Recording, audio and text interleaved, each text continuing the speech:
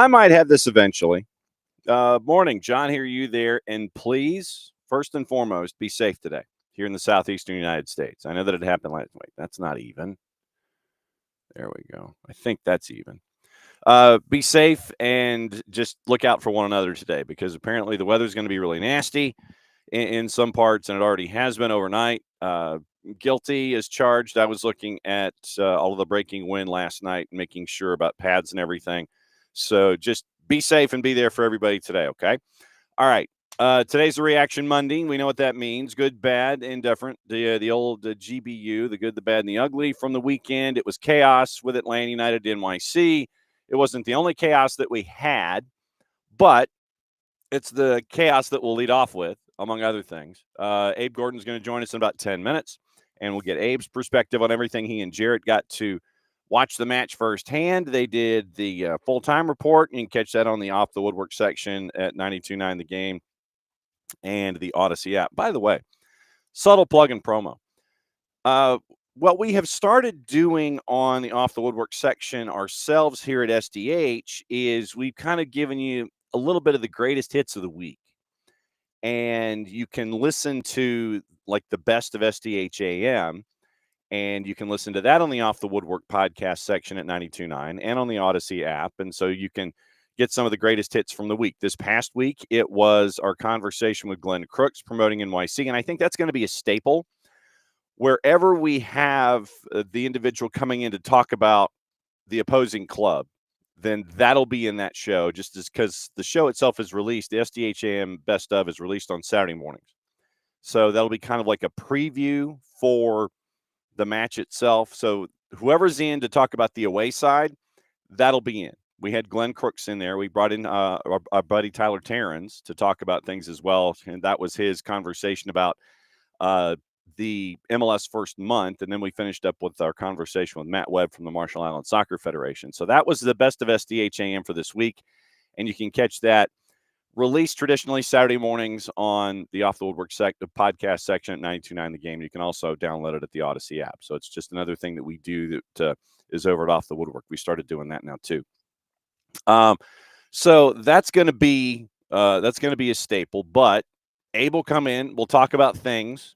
The chaos, 3DPs, the comeback. Don't call it a comeback, but call it a comeback. And anything else on Abe's mind. Coming up in hour number 2. I have questions. And there's a lot of questions. A lot of questions that I have. And it has to do with officiating. And when Bart comes in hour number 2, I do want to talk about, let's see, now the plays that I had earmarked here for the last day of this month before we get into tomorrow, and I'm not going to do a April Foolsian kind of a thing, April 1st. So the calls that I want to get into with Bart, and he is summarily warned, the Neelis Ganago penalty late in that matchup with New England and Red Bulls, the Tyler Adams handball with Manchester City, and then just I want to get into the situation that we had, Drew Dickinson and I had on our match of the week at Five Forks Trickham on Friday night. And it was chaos at the end of it, and I wanted to kind of walk through it and find out if referees doing what referees did in this particular case, if that is normal, if that's just, something that you can do it, but it's not recommended, so it's an I want to find out about accepted behaviors, whether they're attached to the rule book or not, and things that you can kind of do and maybe kind of not do, and see if it's frowned upon or not frowned upon. So that's what I want to get into with Bart. And then we'll go over the rest of Major League Soccer. But we've got all your highlights. We got Ronny Deila sound. And that might end up being the last half hour because there might be special guests. I don't know, but there might be special guests. So we'll get into that coming up in a bit. So how was your weekend? I imagine the chaos was there. Morning, Abby. Morning, Michael. By the way, and now that Michael has brought it up, since according to our friend Ian Eagle, it's all chalk on the Riverwalk, the boss is not going to San Antonio. to see her Auburn Tigers. Not. She's not going to go see them. But Michael, I don't know if Michael and the boss are going to go out there or not, because Patty went to go see the game that got them into the Final Four. So she went and dropped an incredible amount of money, and she went to go see them. She got in the building. It was a get in the building price. And so she was, I think, 2 rows from the top. But she went to go see what was going on, and she went to go see Auburn. She's not going to San Antonio because apparently flights to get into San Antonio are like $1,000. Flights to get into Houston are like $1,000. Flights to get into Austin ain't that much cheaper. So she went ahead and just dropped the money to go ahead and then go see Auburn get into the Final Four yesterday here at State Farm Arena. So that's what she did yesterday in dealing with Auburn. So morning, Ricky. And yes, War Eagle as always. So morning, Alex. Morning, Abby. But yeah, so she spent money to get into the building. She watched the game. We were up at the Twos yesterday. The Twos had a great comeback. They had a great comeback twice. Twos review is up on the network, by the way, where it was Chattanooga FC. It was a rivalry game. Chattanooga FC fans, they traveled the 90 minutes to come down, and they spent some time at the Fraction. So Chattanooga had a 1-0 lead. Atlanta United came back. Goal by Rodrigo Neri. Chattanooga FC scores to make it 2-1. Neri scores again in the 94th minute, I think, to send it to PKs. And then it was goal in the top of the 5th for Chattanooga FC, and they got the win. They got the extra point. So Atlanta United comes back twice, and they end up getting a point out of the deal. They don't get the extra point because they ended up losing in PK. So that's where I was. I was up covering the Twos with Maddie and Jason, and so the boss was down at State Farm looking at Auburn going into the Final Four. So that was our weekend. Just to let you know, because of weather today, we're going to keep an eye on it and call it weather permitting. We've got Marist and Walton girls on the network at 6 o'clock. Obviously, we'll keep you posted about network and weather and things like that. It's the beginning of a pretty busy week for us. We've got a doubleheader on Thursday. We will be at Dutchtown and Trinity Christian, as well as Toombs County and Hebron Christian on Thursday. And I think I just got the email notification about Pius and Marist on Friday. So it'll be a double Marist week. Today, weather permitting, against Walton on the girls' side only, 6 o'clock, a little before that on the network. And then Friday, I think we have Pius and Marist. I've got to check my emails. I think I saw a good one. And that's the broadcasting that we have for the week. All right, so it is filibustering time, or at least it was kind of, sort of. And so I filibustered a bit. Man's properly hydrated. Well, I don't know. Let's check and see from the weekend to see if he is in fact properly hydrated. Abe Gordon, sir, have you recovered from the weekend? Yeah, I'm feeling pretty good. That game Saturday night, it almost drove me to drinking, I believe. But we're back at it. So here we are. I was like, wait a minute now. I mean, that when was the last time that you had as goofy or crazy a match as that one that involved a team that you were either covering or anything like that? When was the last time you had a night like that? Just not on the professional level, right? Like we've all played rec leagues where some team dominates the first half and some team dominates the second. And that's not what this was necessarily, but we've seen comebacks at lower levels quite comfortably. But this one was weird. And I was sitting up in the booth with Madison Cruz and Jarrett Smith, and I turned to Jarrett before that own goal, and I say, man, I don't know if there's a path back in this one. You're down 3-1. Haven't looked overly dangerous in quite a while, but lo and behold, I mean, just put the ball in good places and see what happens. That's what Saba did that led to the own goal.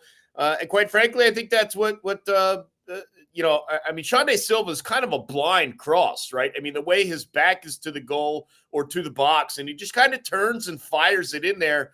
And look, if it wasn't Miggy, it would have been Latte Lock. They were both right there.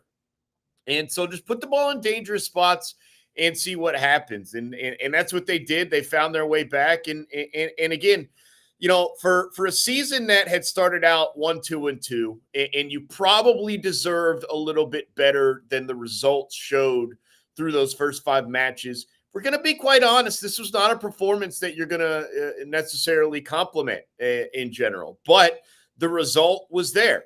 And so, man, just a little bit of the soccer gods giveth and taketh away. And all that really matters is the 3 points at the end. So I'm happy about it, pleased with it. And now you're really starting to build something, because kind of the talking point, at least for me, but also for Ronny Deila, who had mentioned it in his presser Thursday, was like, hey, man, like, we haven't got many points, and we got 3 straight home games. These are winnable games. Like, let's start to rack up 3-3-3.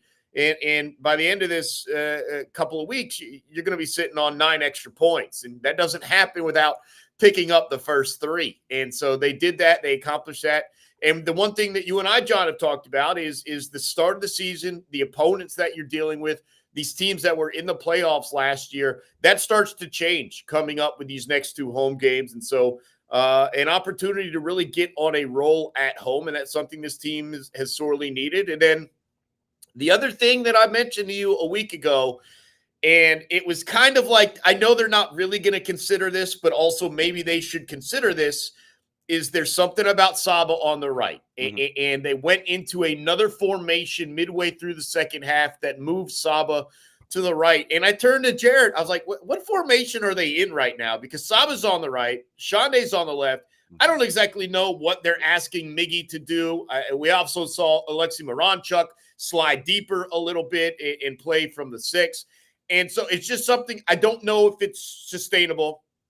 I don't know if it's something that you will do at the start of a match, but I think there are going to be stretches where you maybe shift formation for 20, 25 minutes, see if you can produce something. But it's something to consider. It's just a different Saba on the right side for whatever reason, and it needs to be looked at. It needs to be figured out.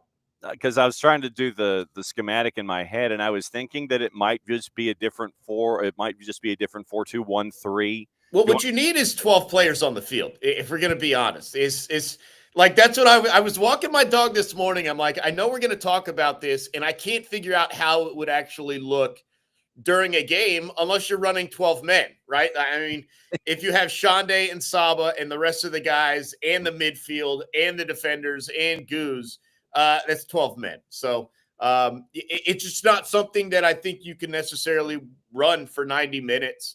But there might be stretches in the game where you move people around and ask people to sit higher, sit deeper, or whatever it might be. But there has to be a little bit of consideration in film study going as to why it's dangerous that way. No, maybe we're just going to play CFL rules and see if any of the folks can sit there and jump on and go, hey, wait a minute, you've got 12. But no, to your point, where you have the 4 that you have on your back line, then, Ronny Deila wants to have those 2 holding mids, and then he wants to have the fulcrum, and then he wants to have the 3. Maybe it turns into something at times where, and we've always said here on the show that formations are a loose construct anyway. You can sit there and put up a graphic on television and go, oh, it's a 4-2-3-1 or whatever it is. And then when the whistle blows, everybody kind of goes and does their thing. But if you have a moment where you want to drop Miranchuk a little bit, you want to have him be more of a point guard, you drop him further back a little bit, send everybody else forward, lock Saba in down on the right-hand side, and then let Miggy wander on that 2/3 and figure out to track him down and figure out, okay, do we overload here? Do we flip this and all? To your point, it gives teams something else to think about and something else that they have to account for. Oh, okay, here's your standard formation. Okay, I know what to expect on the left-hand side. Oh, okay, now Miranchuk has to drop. Now I've got to figure out how I'm going to handle that. So I think it just adds something else for folks to have to think about. And the last thing that you want with 25 to go is folks with fresh legs are sitting there and coming at you from different positions, and then Mickey yelling at Rocky to go ahead and start swinging and fighting left-handed on you. Well, the other thing is the best time to do it is like right after the opposing team brings in, 2 or 3 players on a sub, and they've been given their duties and responsibilities based on how United's played for 68 or 72 minutes. And then they get in there and all of a sudden it is not what we talked about. And it is really impressive, though, to see Miranchuk in the ability that he has to play those multiple roles and what he's being asked. And so hopefully that continues. But there just seems to be a level of danger. You'd like to not have it forcefully be when you need goals down 3-1.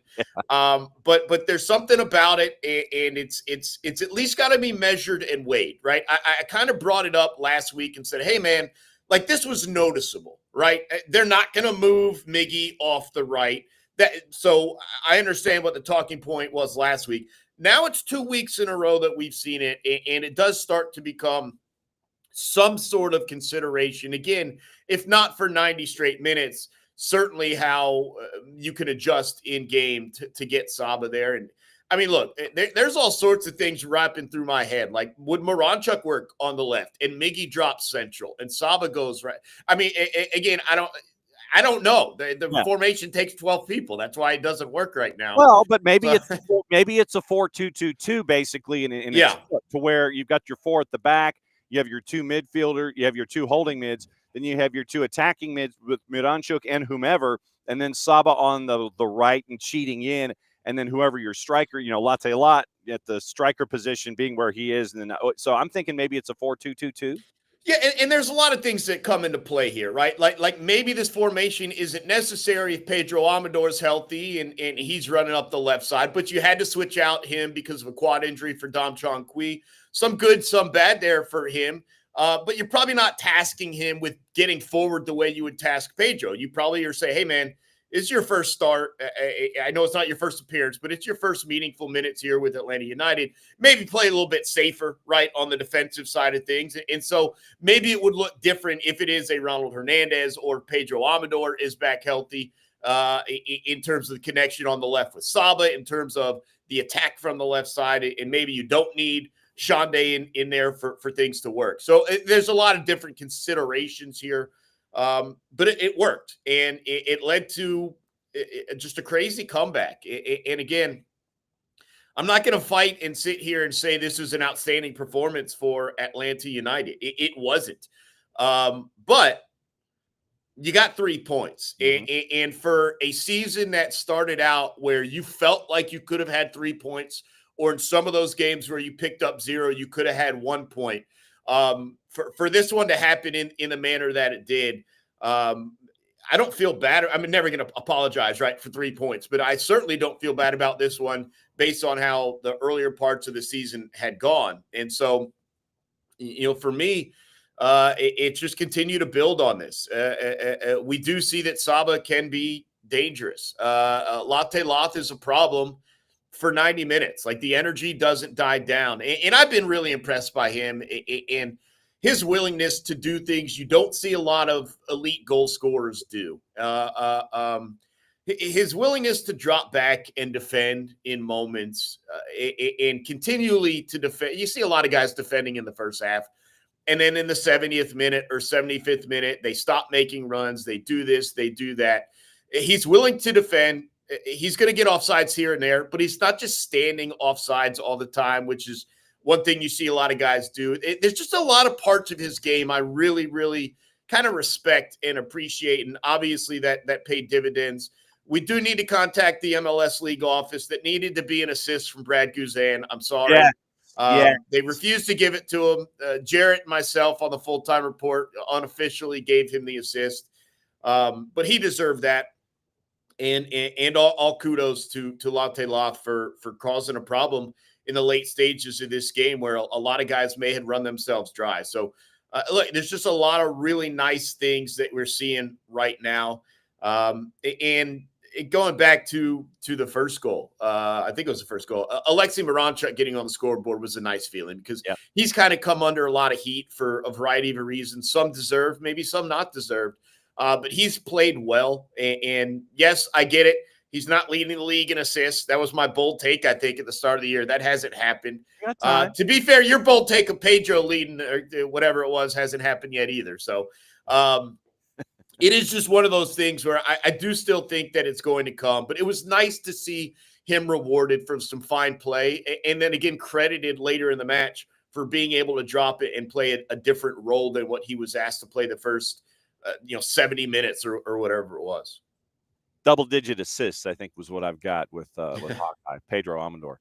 We still got time. It's early. Yeah, like look, you got yours with AM59. I got mine with Amador. We got plenty of time. I want to talk about Dominic Chankwe a little bit, and Matt Edwards, and DCQ basically was tapped on the shoulder, and it's like, dude, you're going in, you're starting because of just a concern over Pedro. Nothing, that we have seen that is earth shattering. No news about him, sitting out for 9 months or something like that.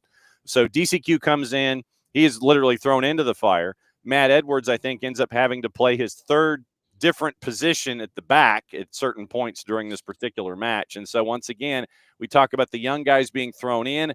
They're not flinching. Yes, there are mistakes, but once again, your first time in, you're learning. Ronny Deila has been nothing but positive, really sees a bright future for DCQ. What do you think of DCQ and Matt Edwards? Well, let's just start with Matt Edwards. I think it's a shorter conversation. I know you called him a young guy. It doesn't even feel that way anymore. Like there's just full confidence in him being brought in, whether it's on the outside, whether it's on the inside, whether it's off the bench or whether it's in a starting role. I just don't even think about it, right? It's not even one of those things like you have to protect him and maybe use a football term, slide coverage or whatever. I just don't even think about it, to be honest. I'm just fully comfortable in what he's doing. Certainly defensively, maybe there's some more he can add in the attacking aspect of things, but I don't even think about it. In terms of Dom Chankwe, a couple things probably played in his favor. Like, he probably got a great night of sleep Friday night, right? I mean, the fact that he's not told until a couple of minutes early that, hey, man, we're pressing a duty, we're going to need you, probably actually helped him out. And we talked about, we see this a lot with like starting pitchers making their debut and being called up. And when did you find out? I didn't find out till 2 hours before game time. And, it just, the ability to not panic or overreact or like get in your own head because you don't really have time to think about what's happening in the moment. And I'm talking about the pregame and the warm up and the fact that you're being called on probably does help you. And then once you get into the game, it's just the game. And we understand that. And so, look, there were some mistakes made, certainly, and that's got to be fixed. And we'll see if he gets another opportunity to start, right? This was his last short-term call-up. So if they are going to use Dom Chankwe again at any point in the regular season, they're going to have to do so by modifying his contract and signing him, I think, to a first-team deal. And so maybe we get that news at some point early this week if the plan is to keep him either on the bench or in reserve.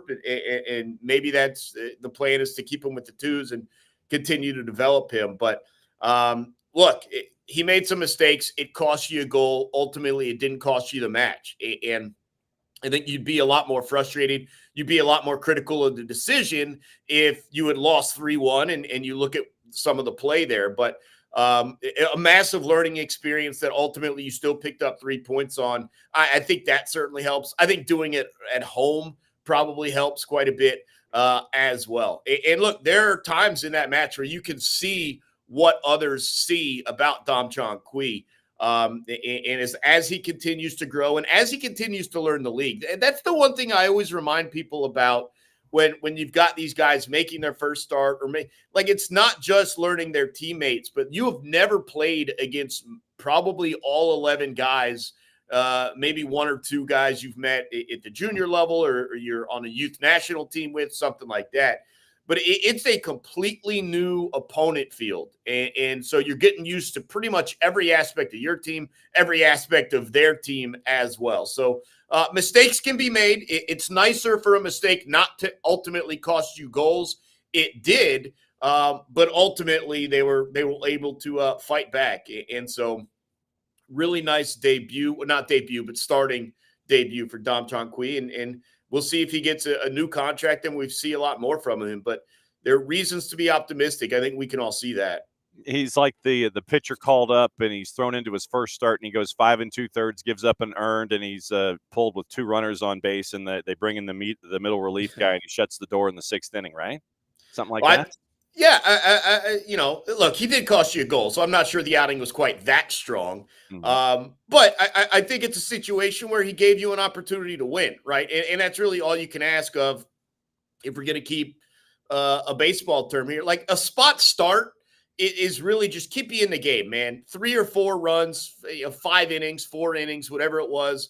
let's see if we can stretch it out a little bit. Then we get to our bullpen, our closers, and that's kind of what Luis Abram and Matt Edwards were brought on to do. And ultimately, from their aspect, they did it. And you still needed the offense to wake up. It did it. And so you walk out of there with a 9-inning win, and you're not too concerned about it. So 3 points, and you get back into it. No doubt. All right, hit the promo for me. What's going on in your world?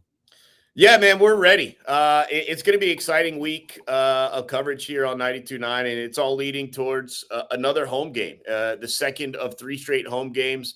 Feels winnable against Dallas, and this one again is at kickoff at just after 7:30. But the Five Stripes Countdown will be getting going at 6:30. So really excited about it. Hopefully, it's not as crazy downtown as it was this past weekend. I know the volleyball tournament and some other stuff kind of had people acting all crazy up on Northside Drive. So hopefully a lot more Five Stripes and a lot less spandex, and we'll be ready to roll. Nah, not as much volleyball, I don't think. Thank you, my friend. It's always great to see you on Mondays. Always better after 3 points, isn't it? You ain't kidding, brother. All right, so go get hydrated and go get some breakfast. We'll see you soon. Will do. All right, Abe Gordon, 92.9 The Game, as always. Abe bats leadoff. He's our Ricky Henderson. And so, he gets on base or he hits the home run. We get the week started, and there you go. So what we do have, like I said, we got all the goals. We got all the goals, and we do have different versions. We do have Tyler Terrence and Kinder D. St. Albans version. We do have Mike and Jason's version on the final 3 goals, I think. I think that's what we have. We do have sound from Ronny Deila, and we have all the things for you to talk about here on the show. Bart Keeler from the SoccerForUSPod is going to be joining us at the top of the hour, and we'll get into cards and calls. We'll get into protocol when it comes to wearing the yellow and black and the rule book and implementing things and all this kind of stuff. So we'll get into some questions that I have. Like I said, Drew Dickinson and I, we called a doozy on the weekend. So trying to just figure out, okay, is this normal? Is this not normal? How do we approach these kinds of things? So that's the that's the rundown for today, and whatever else is on your mind. I know that you guys are off and running in the Twitch pitch, and that's always good to see. So morning, Michael, morning, Abby, and morning, Alex, morning, Will. Let's see, and yeah, Will's mentioning the weather in and of itself, and it looks like it's heading into Birmingham, so it would be if things are moving, so a good 6 or 7 hours, so just in time for afternoon rush, maybe. I've been watching the Big 55, and apparently weather just cleared in Huntsville, so keep an eye on that. So morning, Alex, morning, Ricky. Let's see, morning, Katie Weaver, and morning, David. And David, pretty much on the conventional wisdom there about the match. Morning, Ricky, morning, Michael. And let's see, whom else am I missing in here? I think I've got everybody. So Katie Weaver and Alex and Abby and yeah, I think that is everyone. We'll go over all of your points and all your comments and stuff as we go all the way through the morning. So, okay, let me get the promos out of the way, and we can get to rolling on highlights and posts and things like that. All right, once again, don't forget, you can help out in a bunch of different ways when it comes to SDH. SDH, we do a lot of cool things. We do it with a lot of your help as well. So we'll get into the Chant app. We'll get into being a Fanatico. But once again, Kickoff Coffee and kickoffcoffeeco.com. I guess that was Abe today. Don't forget to use the code SoccerDownHere15 when you check out. You get 15% off your purchase. They, in turn, take 10%, reinvest it in cool things, cool initiatives brought to us by our friends at Kickoff Coffee and kickoffcoffeeco.com. If you want to see soccer around the world, catch up with our buddy Nino Torres like I was able to. And that's the beautiful thing about being at Fanatis, fntz.co/soccer down here. Our buddy, one of the family, Nino Torres, he was calling matches in the Portuguese Primera. And he had made a comment on social media about the replacements and sporting specifically. It's like, okay, who are we going to have playing today? Shane Falco. And so I drifted in behind on social media, and I mentioned that, that since they needed goals, they just needed to have Nigel Gruff come in. And so then, of course, he sees that on his socials. And honestly, go follow Nino, ESPNINO, ESP Nino. And then if you start watching the matches on Gold TV, literally, if you start chiming in on him, he'll talk back to you on social media while he's doing play-by-play in Portugal. It's hilarious. So follow Nino at ESP Nino on the socials, on the 280-character app, and be a part of that conversation when he's calling matches. So fanaticsfntz.co/soccer down here helps them out, helps us out, helps you out. Continue your being a true degenerate when it comes to adding leagues you never thought you knew about. All the BNs, which means you get AFCON, you get Liga, you get the Turkish League, qualifying, all of that. You get that. It is Gold TV, Nuestra Tele, which means Colombian Primera, Liga 1 Max Pro. You can get a separate package if you want to really watch the Ecuadorian League. You can do that. A lot of different things that you can piece together there. So TEISE, Nuestra Tele, For the Fans, CDO, BN, all of them. Fanatis, fntz.co/soccer down here. You can help out the Marshall Islands Soccer Federation. Once again, their Kickstarter project is up and running as they're trying to get the Outrigger Cup squared away in August in Springdale, Arkansas. And it's going to be them and three other territories when it comes to the U.S. and their Commonwealths. And I think it's the Turks and Caicos, Guam, and the U.S. Virgin Islands, plus the Marshall Islands in an 11v11. They're going to be playing in Springdale, Arkansas in a perfect world in mid-August. Kickstarter program is up. You want to buy the gear? You can buy the gear. Go to the Marshall Island Soccer Federation website. Buy the gear. You buy the scarf that Maddie is modeling. You get that from me. It's on the other side of this door. I mail it to you. Everything else comes from England. It's great to catch up with our buddy Matt Webb last week to find out what's going on there with the Marshall Island Soccer Federation. Grady Baby Co. You can get your Soccer is Just Better in Atlanta t-shirt and sweatshirt. You can do that. And you can help out middle school soccer programs attached to the Atlanta public school system with your Grady Baby Co. gear. You can go get your Soccer Down Here gear, your SDH Network stuff. Go to soccerdownhere.net, and you can get the sweatshirts with the new logo. And I think Jason has some Atlanta Attack and some Ruckus stuff that he has retrified, and it is on the website as well. So you can get all of those things. Go to soccerdownhere.net. You click on that, boom, and you can get that gear there. So Fanaticos, become a Fanatico, $10 a year. And you can go and be a part of that. I'm trying to find my Chant app. So Chant, you can be you join as a Fanatico. You can get all of the passwords and things and be a Fanatico, all the discounts on the Chant app, all the conversations that we have here. $10 a year. What do you get for $10 a year? One cup of double hot mocha latte yaya from Starbucks or something. You can be a Fanatico. And there are a lot of partners that are here where if you are a Fanatico, you say you're a Fanatico, you get a discount. Use the codes all around the city, all around basically North Georgia and Chateau Arenal in Costa Rica. Literally, if you wanted to go and stay in Costa Rica and go watch Costa Rican soccer or CONCACAF soccer, you can stay at Chateau Arenal and you get a discount if you're a Fanatico. Brass Tap in Marietta, Moxie Hotel, Midtown Atlanta, 20% off hotel food and beverage if you're a Fanatico. South Main in Watkinsville, Schoolhouse in Marietta, Atlanta Hard Cider Marietta, Elixir in both Beaufort and Monroe, Round Trip in Marietta, Social Fox in Norcross, Keys to Flavor Catering in Sugar Hill. Get a discount there. For those at Midtown, O'Sullivan's, a couple of different discounts at O'Sullivan's, including beers, food, and merch. Lloyd's Soccer Shop, you can get 20% off of select Atlanta United gear at the Johns Creek location. Finished Goods and Winder, Slow Pour in Lawrenceville, Outrun in Stone Mountain, Tires Plus in Alpharetta, you get some discounts there. Dad's Garage, Chateau Arenal, with a code, you get a discount of staying. Battle and Brew in Sandy Springs and the Battery, Wild Leap in Atlanta, and more are adding. So be a Fanatico, $10 a year. You get a bunch of discounts, and you also get a discount to go and stay at a joint in Costa Rica. So there's that. Trying to think if there's anything else that I have missed when it comes to the promos and the gear. I think that's it. So it's Fanatis, it is Fanatico, it is Grady Baby Co. It's Marshall Islands, and it's the Kickoff Coffee folks. I think that's it. If I missed anybody, we can always circle back to it. All right, let's roll through the goals and all the things and see what's going on. And yes, and the app discounts at Fido. Absolutely, yes. See, the Chant app discount when you go to Fido. Abby, it's a Chant app discount. You can go there. So bad weather is going to be, according to Abby, from noon to 3. So obviously I'll keep an eye on the Big 55 and we'll see what's going on there. Tonight, once again, 6 o'clock, weather permitting, conditions allowing. It is Marist at Walton, girls soccer on the network, soccerdownhere.mixler.com.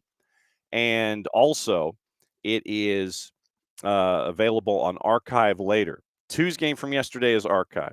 So you can listen and go back to the chaos of the 2's that was there. Down 1-0, you come back for a tie. Down 2-1, you come back for a tie. And then you lose it in the shootout, but you do end up with a point. Inter Miami CF2 is coming next weekend. So Messi and Friends 2 coming to the Fraction next weekend. So all that stuff is archived. You can go back and listen to it. All the high school action's archived. You can go back and listen to it on Soccer Down Here in SDH 2, especially the chaos that we're going to talk about with Bart in hour number 2, involving what we had with Brookwood and Parkview and just some things that I needed to have clarified. And so I figured I would talk to our resident official when it comes to all of it. All right, let's get into highlights and things. That's the official term.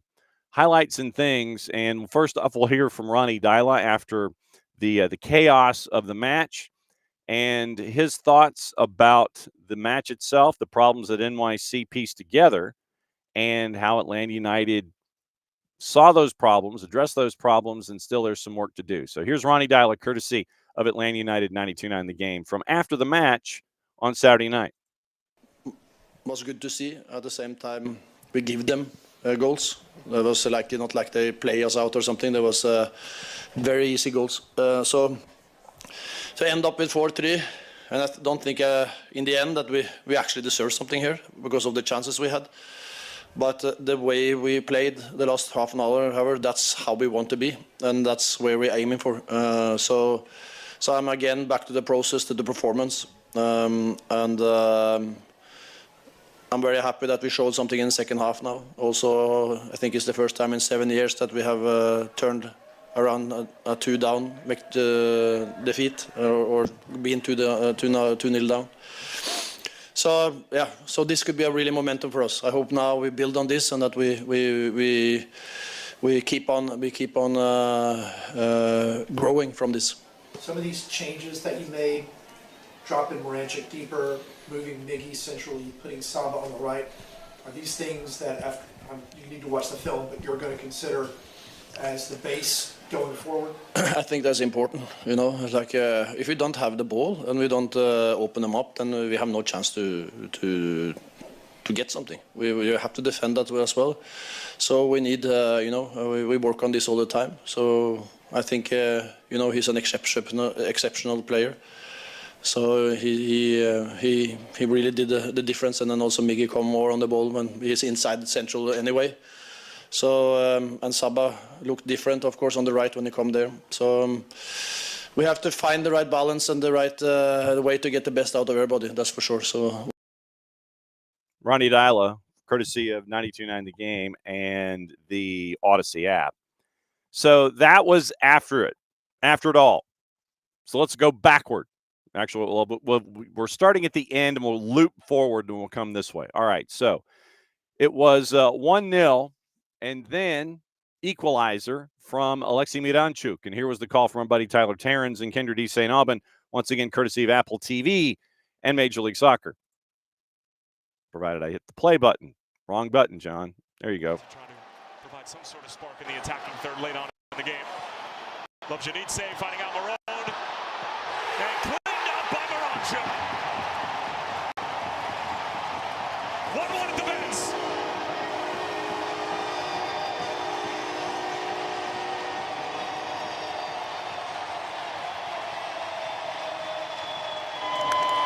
And Miranchuk immediately pointing over towards the bench.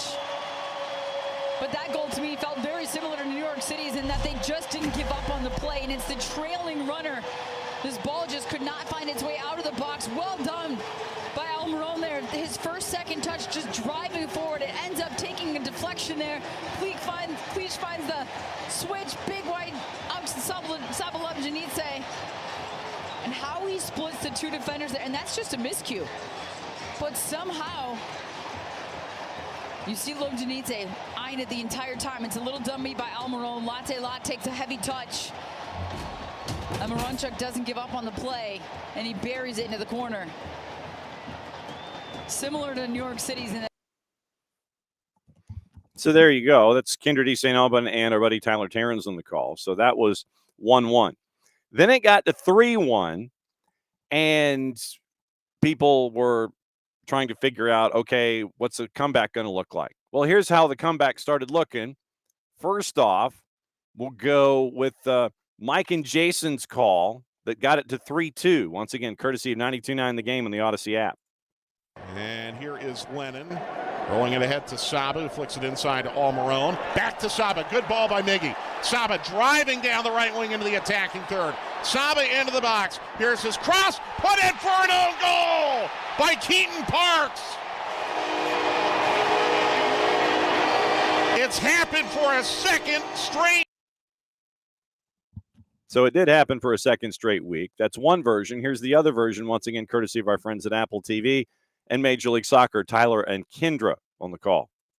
More Thiago Almada than it is so much my presence in the come building. on, don't sell yourself short like that. But when he said that to us, I had to think again of what he was talking about. Here's Lobjanidze. Trying to square it, and it's an own goal. It came off of Keaton Parks. But either way, 5 stripes right back into it.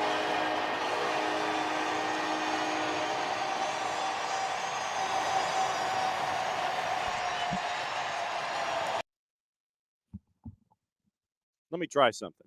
Do I sound better there? Because what I'm trying to do is not sound like the Borg, but in trying to turn up the levels for the highlights, I forget to turn myself down. So I'm hoping I don't, blow everybody's ears out with me. And so, okay. So, all right. So I'll turn me down and turn this up. So I'm going to be going back and forth. All right. So here we go. All right. So now we're at 3-2. So what happens after 3-2? Well, traditionally, it's 3-3. And so once again, we'll start with Mike and Jason's call with Miguel Almiron and the equalizer to turn it honors even from 3-1 down to 3-3. Here's their call, 92.9 The Game on the Odyssey app. Williams now ahead to Edwards, taking it into the near corner. Edwards to the end line. Edwards with the pass to Shande Silva, left side of the box. Takes a touch. He goes to the end line. He turns and fires to the back post. Header! Score!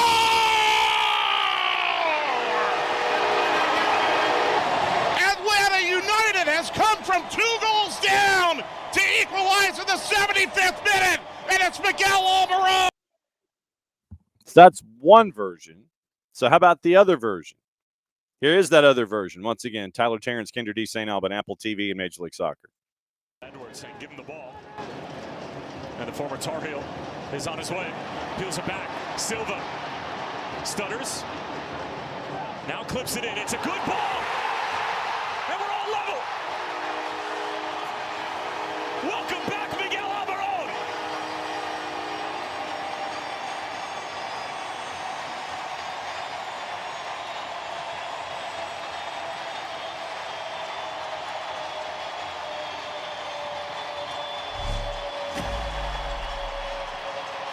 Really good play on this left-hand side. Edwards with a little bit of a chop move, and then you see Silva. He's trying to find his moment. For a second there, I'm thinking he's made the wrong choice. He spun it back around away from goal, but instead he gets his hips around it. He serves it on top of the 6, and it looks like it's going to be Latte Lot again. But instead, Almiron just comes driving in with the header. Better to have 2 buddies there than none. And really well done. They both snap their heads. Almiron gets on it. And we've got ourselves a game here as it continues to wind down. The clock is ticking. It's in front of the supporters. And we're all even. And so it happens when you get past all even. Atlanta United ends up getting goal number 4. And so how does goal number 4 happen, John? Well, I'll tell you. Well, actually, I won't tell you. Others will tell you. So here's your game winner. Once again, courtesy first and foremost, Mike and Jason, 92.9 The Game in the Odyssey app. Atlanta was down 3-1 at the hour mark and have come back to equalize. Guzan playing over the top for Latte Lot, over his head, and Latte Lot steals it and chips it into the net. He scores! Atlanta United has come back from 2 goals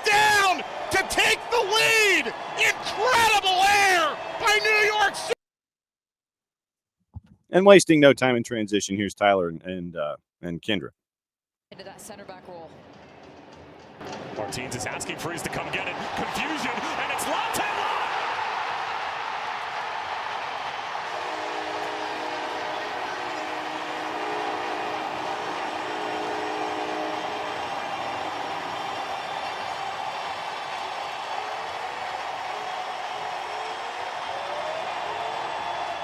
It's another costly error for New York City, and the comeback is just about complete for Atlanta United. And once again, this is a moment where Atlanta United just didn't give up on the play. It's Guzan with the long ball, once again taking route one. And Martinez is asking Freeze to come off the line. He's telling him to come and get it. He's trying to shield Latte Lot off the ball. It's even just left of the goal.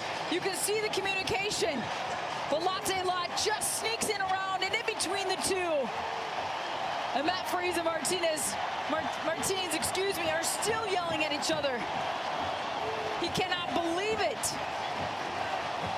But Atlanta United doesn't care, neither do the fans. They have taken the lead in the 85th minute. And that was how it ended up. Once again, thanks to Apple TV, Major League Soccer, 92.9 The Game in the Odyssey app. That's your rundown of your highlights and your post from Ronny Deila. And that's how you, don't call it a comeback, but call it a comeback. Down 3-1. And that seemed to be just the chaos of the weekend, frankly. With with Atlanta United on Saturday, down 3-1, coming back to take the win 4-3. And then Atlanta United 2 being down 1-0, coming back to tie. Down 2-1, coming back to tie at 94th minute, if memory serves, on Rodrigo Neri's brace, and then losing in PKs. But then, so you had chaos all up and down. We had chaos on the network on Friday at Brookwood and Parkview.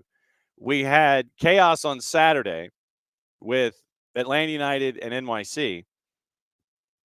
Full disclosure, I left my phone in the car, and I didn't know about much of it because it was first date-iversary date night for me and the boss. Today is the 16th anniversary of our first date.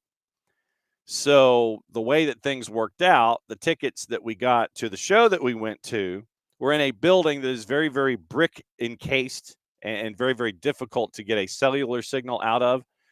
And so trying to keep it up with what was going on at Mercedes-Benz through the boss's phone was virtually impossible. And I left my phone in the car by accident. So I couldn't quite keep up with what's going on. Come back after the match, get in the car, find my phone, and I see like 45 messages. So that was the that was the rundown for me. So I ended up catching it differently than a lot of you at Mercedes-Benz. And so you had chaos Friday, chaos Saturday, chaos Sunday, and I'm hoping for less chaos today. Let's put it that way. Well, let's just make sure that we get through today in one piece. But the funny thing, oh, that's right. Oh, crap. So Alex had the trivia question, and I completely and totally forgot about the non-roster invitee. Completely and totally forgot about the non-roster invitee. It's own goal. Own goal is second in the team in scoring. I was sitting there looking at the others, and I'm going, okay, it's 3M. But no, it's OG. Own goal is second in the team in scoring with 2. Okay, so now I know where Alex was going with this. Okay, and they were both practically identical because it was Saba on the right hand side with a play inside aiming toward the 6. Alvis Powell's was more directly tied to the near post at the time, and Keaton Parks was more at a 45-degree angle. But yeah, Saba on the right, ball goes in, ball goes off the defender, and it goes into the back of the net. So yeah, 2 OGs, Latte Lot with 5, OG with 2. And then you've got 3M with the others. You have Miggy, Miranchuk, and Mosqueda with 1 each. But hey, you got and it's 1 goal in 47 minutes for Fast Eddie. So yeah, Latte Lot with 5, own goal with 2, Miggy, Miranchuk, and Mosqueda with one each. So that's where we are. And so, yeah, I mean, that's crazy to think about. All right. So coming up in 5 minutes, we're going to talk to Bart. But right now, let me roll through the rest of the results from the weekend and let you size up where things are with you and your favorite clubs. And we'll talk about it more in depth tomorrow. I think tomorrow we might have some special guests discussing some recent content that was released by Atlanta United. We'll keep you posted on that. But but tomorrow, obviously, we'll go deeper dive into Major League Soccer and what happened on the weekend, and getting you ready for the next round of Open Cup, where Chattanooga FC gets to play Chattanooga Red Wolves. That won't be spicy or anything.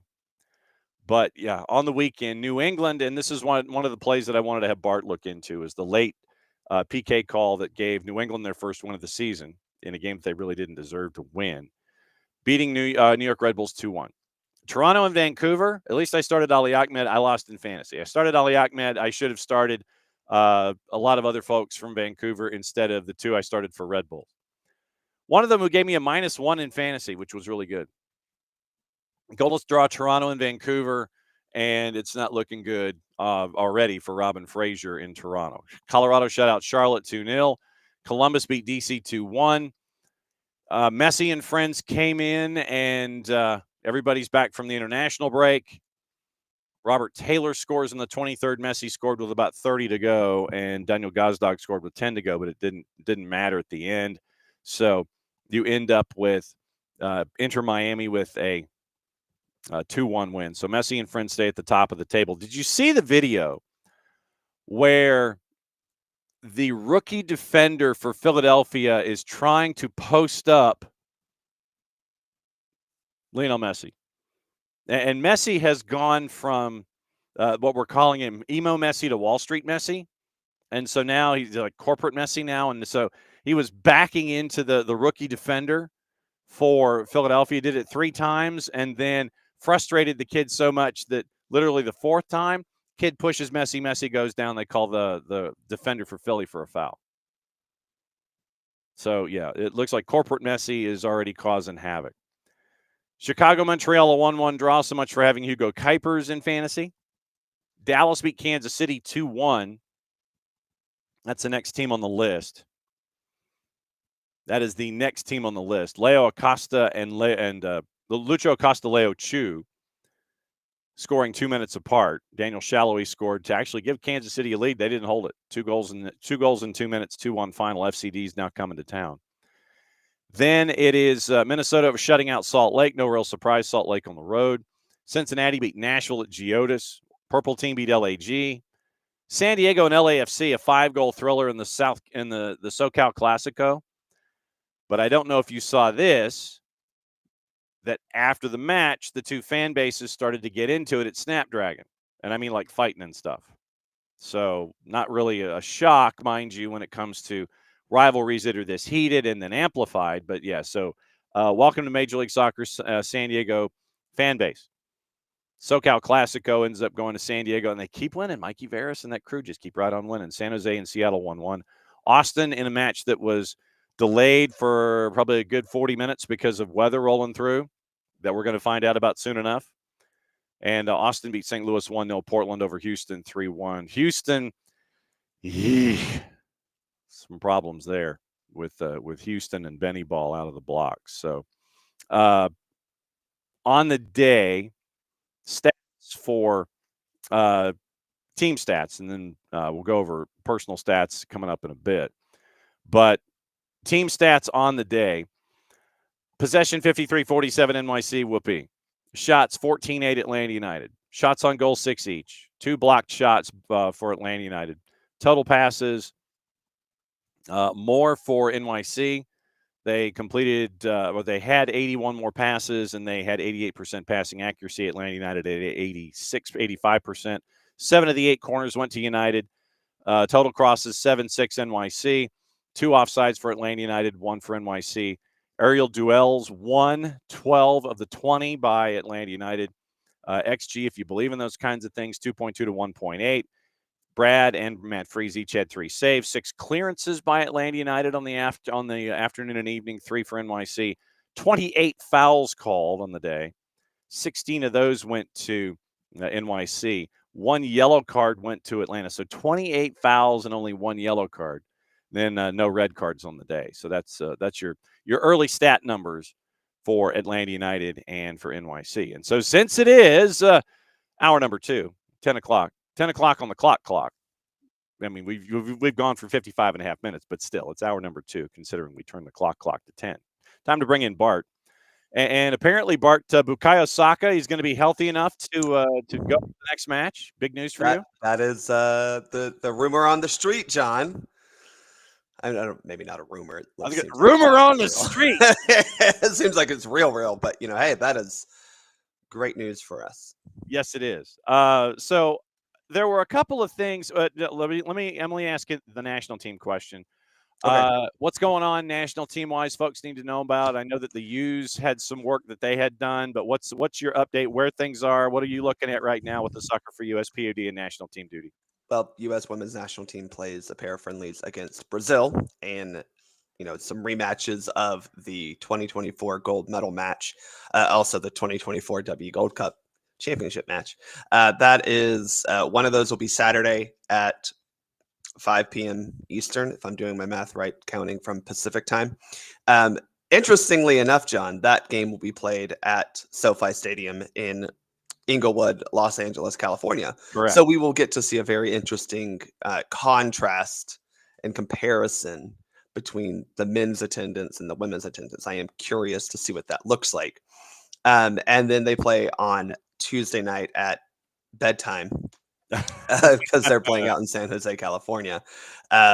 We will have a couple of viewing options as American Outlaws. We understand that, Atlanta United is playing Saturday night.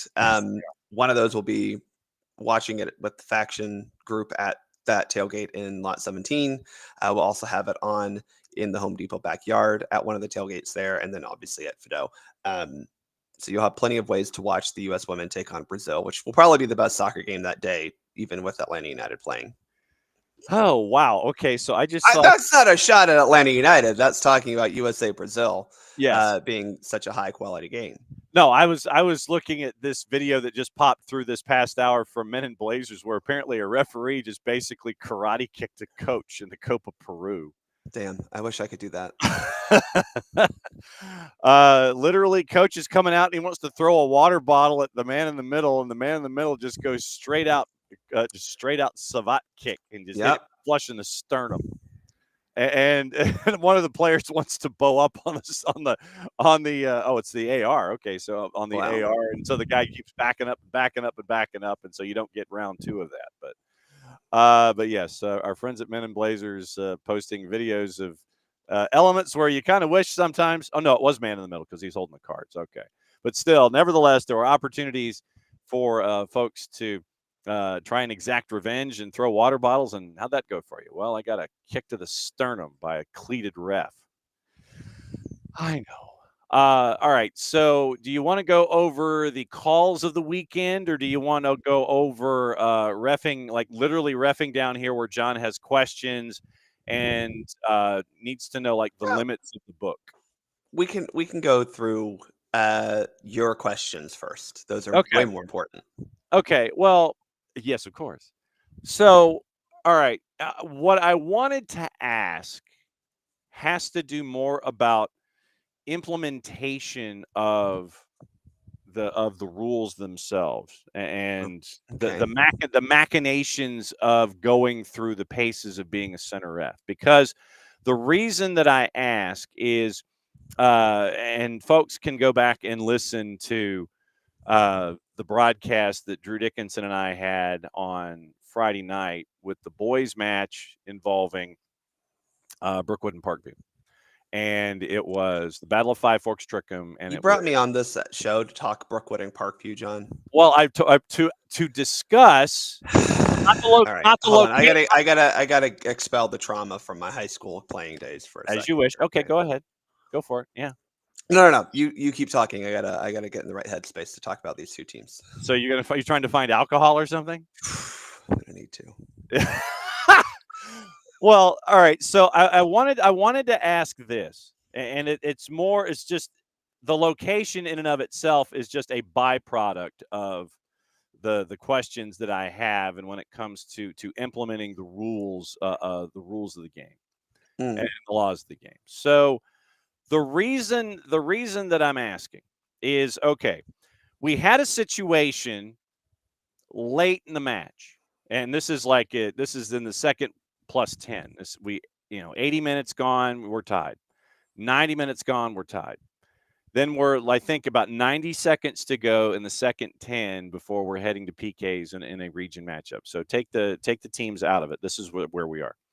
So we have a situation where defensive player tackles and I mean like football tackles, offensive player to prevent a shot on target. And out of this, I would have anticipated, it was outside the box. So you're talking like 25 yards away from goal. Okay. And I would have anticipated a dog-so call because it was the offensive player was well past the defensive player. Defensive player puts it in the fifth gear, slams the accelerator down, and basically football tackles the player from behind, and he landed on him as a part of the tackle. But anyway, football tackle from behind, it to me was a dog-so moment. So chaos ensues. Both teams are, livid, understandably so. Team on offense wants a card, and the player who commits the offense basically, I guess, knew what he did and just walked off the field. I mean, literally, he checked out. There was a point where center ref was, he had the red out, but he never administered the red card. He never walked to the player in question and went bang and went red card. Can you assume a red? Can you do the gentlemanly thing if you were the coach of the player on defense and sit there and go, yeah, it was my guy, definitely, and he walks off and he puts on a sweatshirt and everything? Or do you have to physically go and find the player and go red card? Or can you just sit there and play telephone and have it happen? What is protocol here? Do you have to administer the card in a situation like that, even where you kind of know what the end result is? So in referee training, we are very much taught to make sure the player sees and understands the card that they're given. So my initial reaction would be, you need to at least hold up the card and point to the player. So also that everyone else kind of knows what's going on.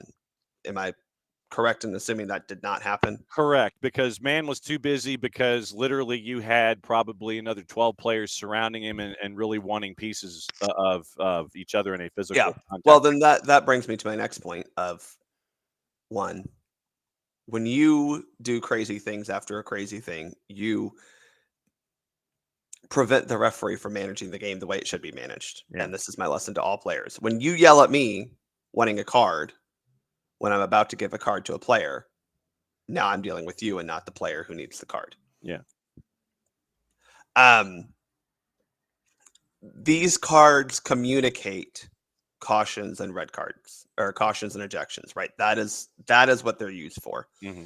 You, in theory, can eject a player or caution a player without a yellow or red card. That is obviously how things used to be done back in the olden days, even before John Nelson was alive. Correct.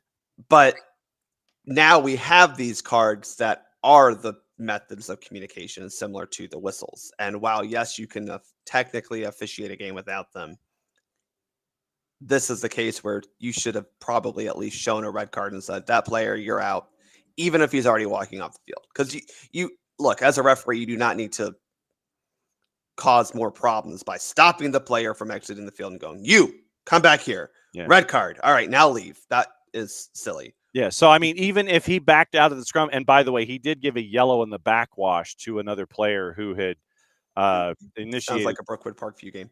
And so if he had, in theory, So he's in the middle of this scrum, and he's trying to figure out where the player is. If he had backed out of the scrum and even just toward the direction of the bench had gone red in the direction of the bench, Probably, yeah. that would have been sufficient. I would have pointed to the play, like make sure the coach knows that player red card. Okay. Which again, it seems like the player and coach both were like, "Yep, I'm out," type of thing. Yeah. But that does need to be communicated for a number of reasons, and especially in a high school game where there are processes that a lot of youth games, but especially in the high school where there's a process of reporting. I would have to see if there was a report of the red card after the game, because he may have just said player was, red carded as he left the field. Yeah. I don't know. But yeah, because in high school, John, in every sport in high school, if you get an ejection from a game, there are disciplinary actions both to you and I believe your team in a lot of cases, especially depending on them. So, that if you do not report that red card, if you do not deliver that red card in person, that could cause problems, because you could say, well, he never gave us a red card. What are you talking about? Yeah. So that is problematic, because regardless, that player should have got a yellow card for the foul. Yeah. That's at the very least, that's, stopping a promising attack or a reckless foul or some sort of thing that deserves a yellow card. But the way you're describing it definitely sounds like a dog so outside the penalty area that's a red card. Yeah. So the referee should have brandished a red card to make sure that everyone understood, like, yes, this is happening. Okay. That's just protocol. I'm not saying it is by the letter of the law of the game. Yeah. That is protocol.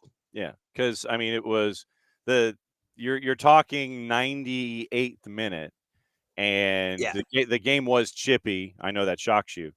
So you had a chippy game. You had a lot of rough fouls that were there.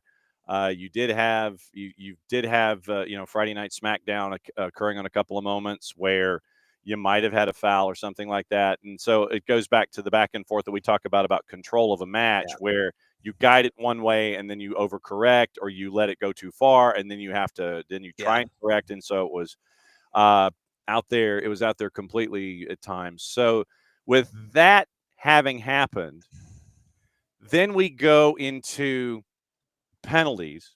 Yep, because we did our period of extra time. No winner. No winner. So we go to penalties, and both keepers, to their gamesmanship credit, were trying to keep the kickers off of their game. Good. And it was a riot, because you had literally one keeper, holding on to the ball and walking back toward inside the 6, and the other keeper trying to sit there and say, no, it's not on the spot. He needs to back up. Literally, it was gamesmanship of the highest order, and I loved it. Good. But then you had, I'm guessing, and this is what I'm interpreting the rules in high school to have happened.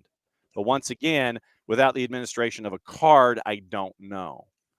So you had one of the keepers in a high school game, and I'm guessing it was for unsportsmanlike conduct, for whatever the reason was.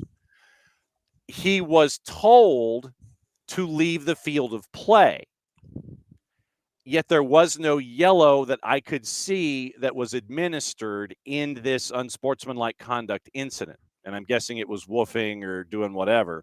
So he was told to leave the field of play. No card was given that I saw. Mm-hmm. For a frame in the penalty kick shootout, he basically stood off the field and then came back in after that one frame. Is that even possible from a keeper's perspective? Wait, okay, so I need clarification, John. I'm Sure. sorry. No, I'll walk through it and I'll see if I can actually speak English. So the keeper that was waiting for his turn. So you have offense against defense. The keeper whose team was on offense, he's sitting there, and he's doing whatever. He's woofing and off to the side. He's waiting while not being a part of this particular penalty kick taking. Right. Yeah. So it was not his half of the frame. He was standing off to the side on the goal line, a good distance away. I think he was like at the edge of the 18. So he's standing out of the field of play over the end line, edge of the 18. and he is told to leave the field of play. And I'm guessing it's because of unsportsmanlike conduct. No card was given. Yeah. So are you supposed to administer a card there? No, that seems more like non-card game management. Like, hey, man, Okay. shut the F up. Okay. Go stand over there. Okay. And because that's probably a warning. Okay. Does that make sense? It does. That's probably a warning before the caution. Now, I personally, I think you could have just cautioned the kid. And then he would have, then the idea of him having to exit the field of play and have the backup keeper come in. Yeah. For So this frame. I don't know for sure from a high school rules in penalty kicks. We were looking. This is not IFAB. I need people to understand this is not IFAB. Okay. Yeah. When you talk college or high school, this is not IFAB. They have their own thing. Yeah. Yeah, the NFHS. So I cannot speak to those processes. Right. So the NFHS has their own rule book, and literally while it was going on, Drew and I was looking in the rule book. Drew was calling the match. I had Drew call the frames while I was going through the NFHS rule book. Traditionally, in high school, if you get a yellow card, you have to leave the field until the next stoppage of play. Correct. And that's the problem here is there's no stoppage of play. Because play is stopped. Now, what you could infer, John, if you want to extrapolate this, right? Okay. Once the penalty kick for the other team, right, that other half of the frame, as you're calling it, has taken, play has stopped. Yes. So in theory, that player who was cautioned, can come back on. But it seems like there was no caution because there was no yellow card. Right. Maybe the referee forgot his cards. I don't know. But in this case, there are one of two things that happen, John. Okay. One is shut the F up, go stand over there. And I'm not joking. That is a legitimate go stand your butt over there and be quiet, which I'm sure Abby has said to a player once or twice in her time as in soccer, right? I mean, we've all been there. The other option is he was carded in some way capacity. Maybe we just didn't see it. Mm-hmm. And the frame of the kick being taken, being completed. Yes. Play is restarted because again, we're in penalty kicks. There's no start and restart of play necessarily, right? But you can infer that the start of play is the penalty kick taken. The stoppage of play is the penalty kick sequence ending, and so therefore come back on the field. And that was kind of what we were intimating, that because the end of that particular frame was a stoppage of play. Yes. That is probably the most correct interpretation. But again, without a yellow card, this doesn't matter. Yeah. And so I was thoroughly confused. It's like, we didn't see a yellow. He's told to leave. We operated under the assumption in the booth that it was a yellow card offense. So end of frame, like an end of an inning in baseball, you go to commercial, you come back, new inning, everything starts anew again. And so that was the intimation that I had there. But if I hadn't seen a card, that was my problem. It's like, should there have been a card here? I'm guessing yes. And we're kind of like blend. It's like you put things kind of in a blend. And it's like. Yeah, I think that's probably the best way to look at it. I'm concerned about this referee not showing cards for things that are even still assumed to be cards. You need to be very direct with this because if you don't show it, then the other team can the team that receives the card may very much protest that they weren't carded. Yeah. Even if it's reported.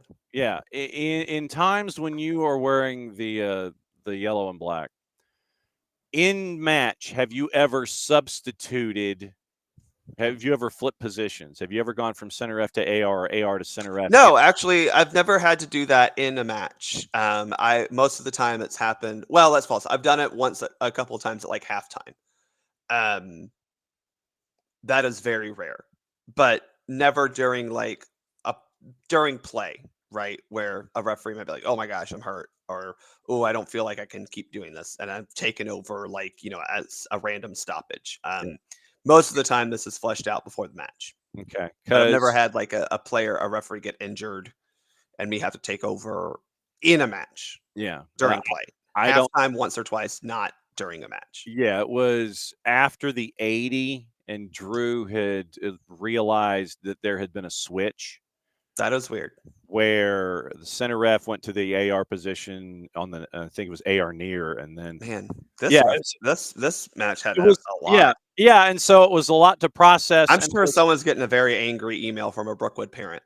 well, and I mean it was considering that Parkview ended up winning in PK. Oh boy, yeah, all the Brookwood parents are going to all the Brookwood. I mean, parents it are gonna was. send I emails. will say this: it was one of the craziest games that I've ever called.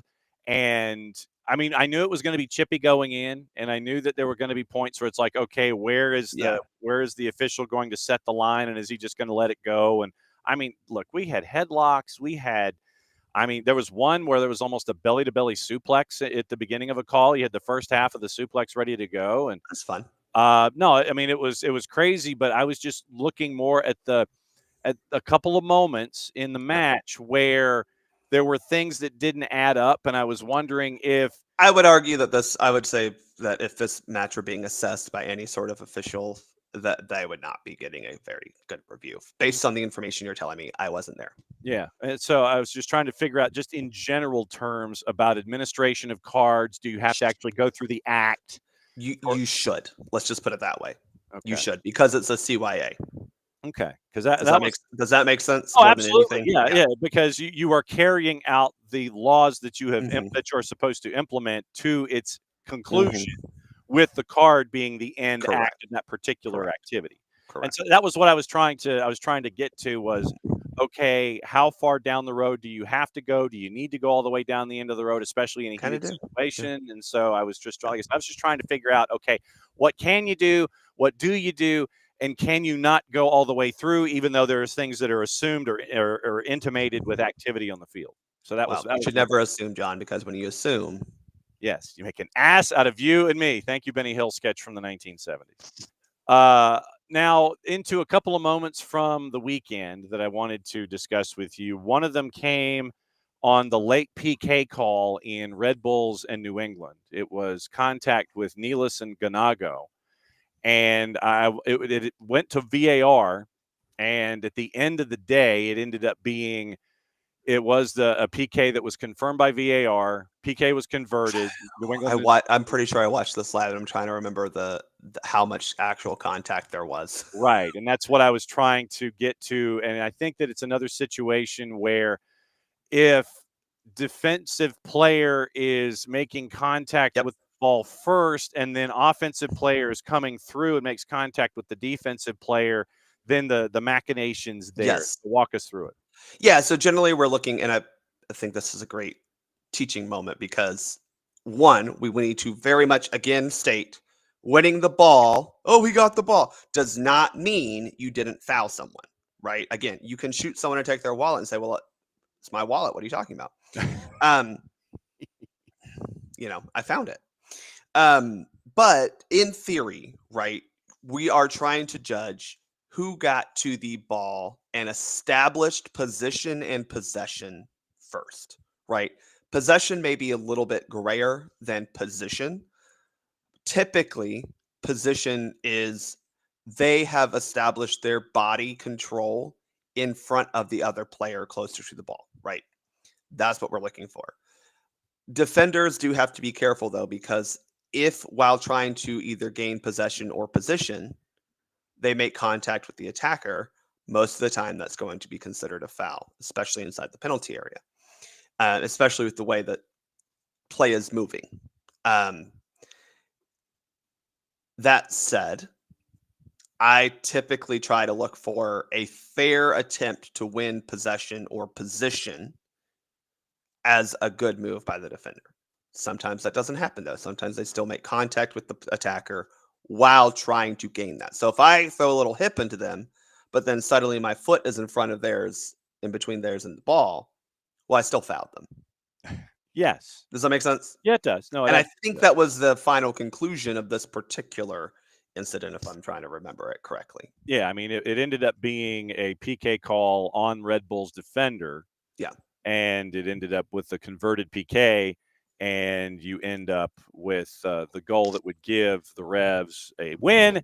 And sure enough, an opportunity for the first one of the season for the Revs, they were looking for the entire time. So then The other moment that I wanted to get into was the handball with Tyler Adams. Once again, circling back to USM&T. Tyler Adams handball in FA Cup for Bournemouth against Manchester City, and the reminders about the new laws of the game and what constitutes silhouettes and hands and where hands can be positioned and arms and things like that. It eventually didn't amount is the word that I'm looking for. Yeah.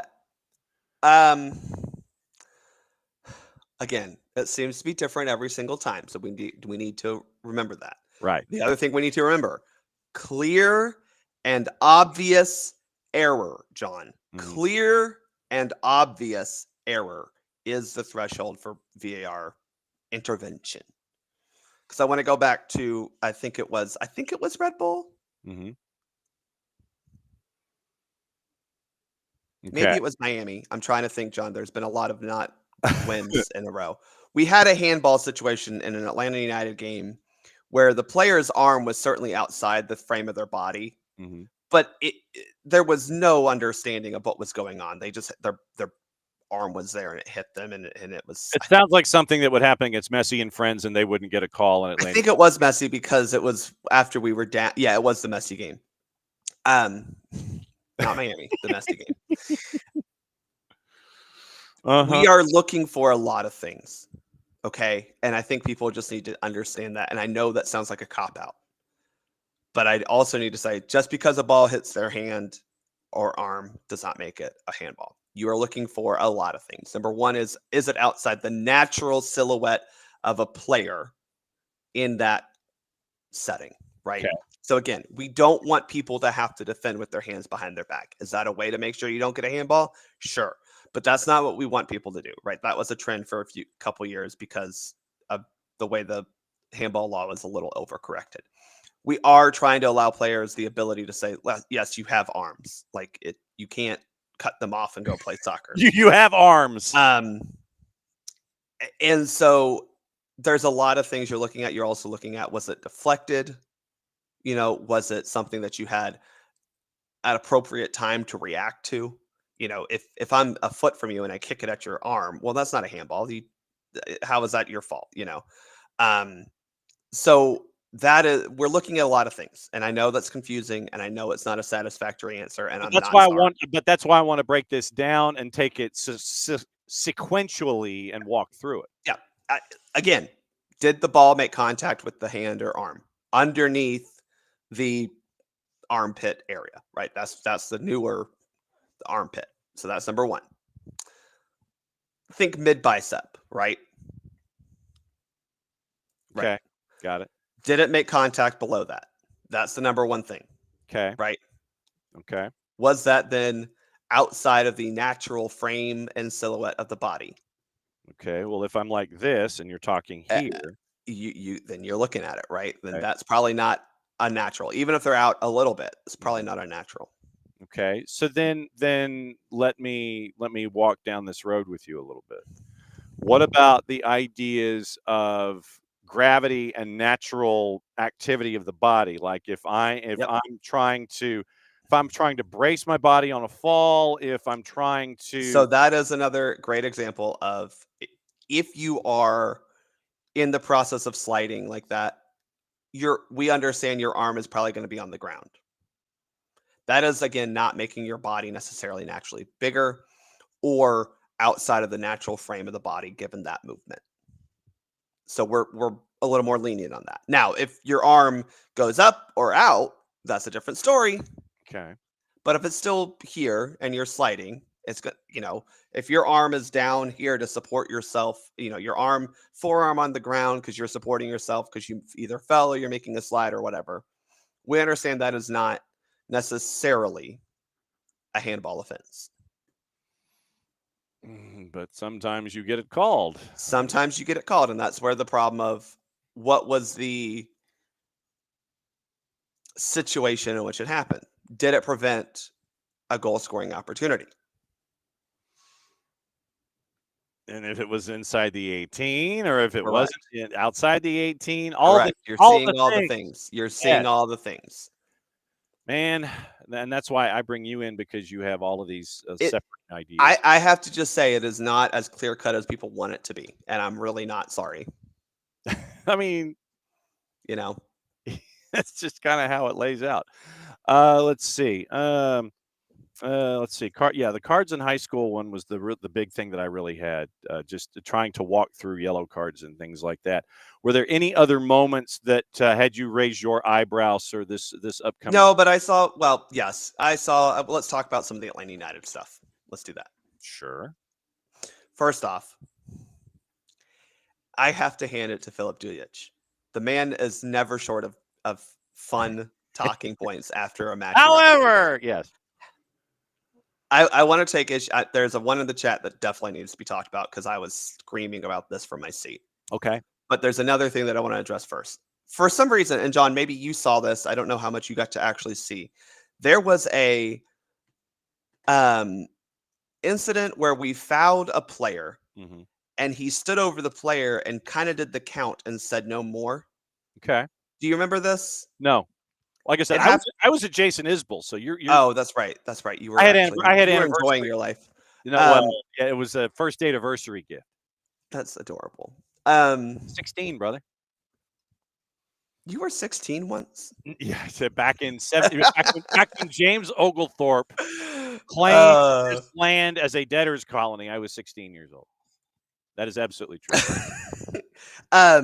You may have missed it anyway because the player in question was a very small player. So I think that tells you who we were talking about. Wow. But Dujic stood over him and did the whole like, "Hey, no more fouls of this guy." And I was like, I don't feel like we fouled him that much. And also we went like 10 minutes, the first 10 minutes of the match without a foul. So I didn't understand what he was mad about here. So I went back to look it up. Yeah. No Atlanta United player was called for more than 2 fouls. So we're not talking persistent infringement there. Yeah. No New York City player was fouled more than twice. And the small one was only fouled once. So I was very confused about who he was talking about and why when he insinuated that there was some sort of potential persistent infringement against a player. Did not understand that. Potential persistent infringement. The no more, this player, no more. Because that was the motions that he made to me. Okay. Oh, we got breaking news. So let's do that after I talk about this when I get Oh, wow. Okay. So all right. So keep talking, finish your sentence, and I will. The other one, Will Secor brings up a great point, and this is something that was, I think, frustrating a lot of people. And why I want to know why Brad got a card so quick when Freeze didn't get one at all. And this is a very legitimate question because as soon as New York City scored their goal, Matt Freeze started taking 18 years to take any sort of free kick. Goal kick, free kick, ball in his hand, everything. This was frustrating to me. Filip Dujic is guilty of some Barney Fife refereeing. Wow. The dude was getting played because Freeze was taking all the time and it was just like, hey, no more. And he got 2 no more, let's play warnings. Brad got 1 and got carded basically immediately after.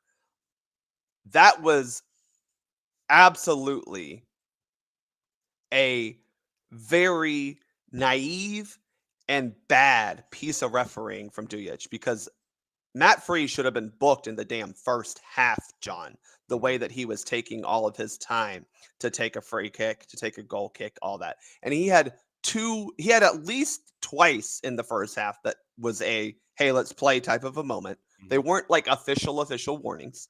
Then the second half happened. And after we gave up 2 stupidest goals that I've ever seen, we then get Matt Freeze doing it again, even before we had scored. And then even after we had scored to try to slow down the game and got no repercussions for it at all. That is bad game management from Dujic. And he definitely needs to be talked to about that because you got 8 minutes of at a time because their goalkeeper was wasting all the time. Insane to me. Insane. That was very bad refereeing from Dujic. I'm glad that someone in the chat brought it up because that created an like Brad Guzan did not waste 8 minutes of time. Matt Freeze did.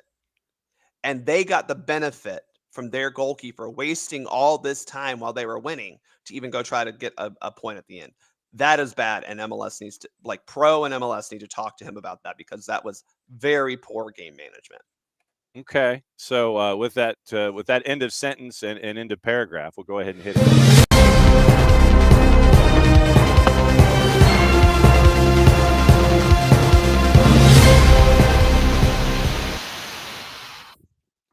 Peter Vermes out in Kansas City. Mutually agreed to part ways with manager Peter Vermes. Kerry Zavagnin has been appointed as Sporting's interim head coach effective immediately. Mutually agreeing to part ways. Quote, "It would be hard to list all the people I want to thank after 20 seasons in managerial positions at Sporting Kansas City. Thankful to everyone." So he gets his statement to wish the club nothing but the best in the future. Became Sporting's technical director in November 2006. Assumed head coaching duties in 2009. Hoisted 2013 MLS and Open Cup titles in 12, 15, and 17. 11 playoff appearances, including 8 straight from 11 to 18. 4 first-place finishes in the regular season. Remains the only person to win MLS Cup as a player, a coach with the same team, having led Kansas City to the 2000 title. 3 Open Cup championships, most among active MLS coaches entering 2025. Third on the all-time MLS chart with 203 regular season wins, and concludes his tenure as the longest-serving head coach in Kansas City professional sporting history.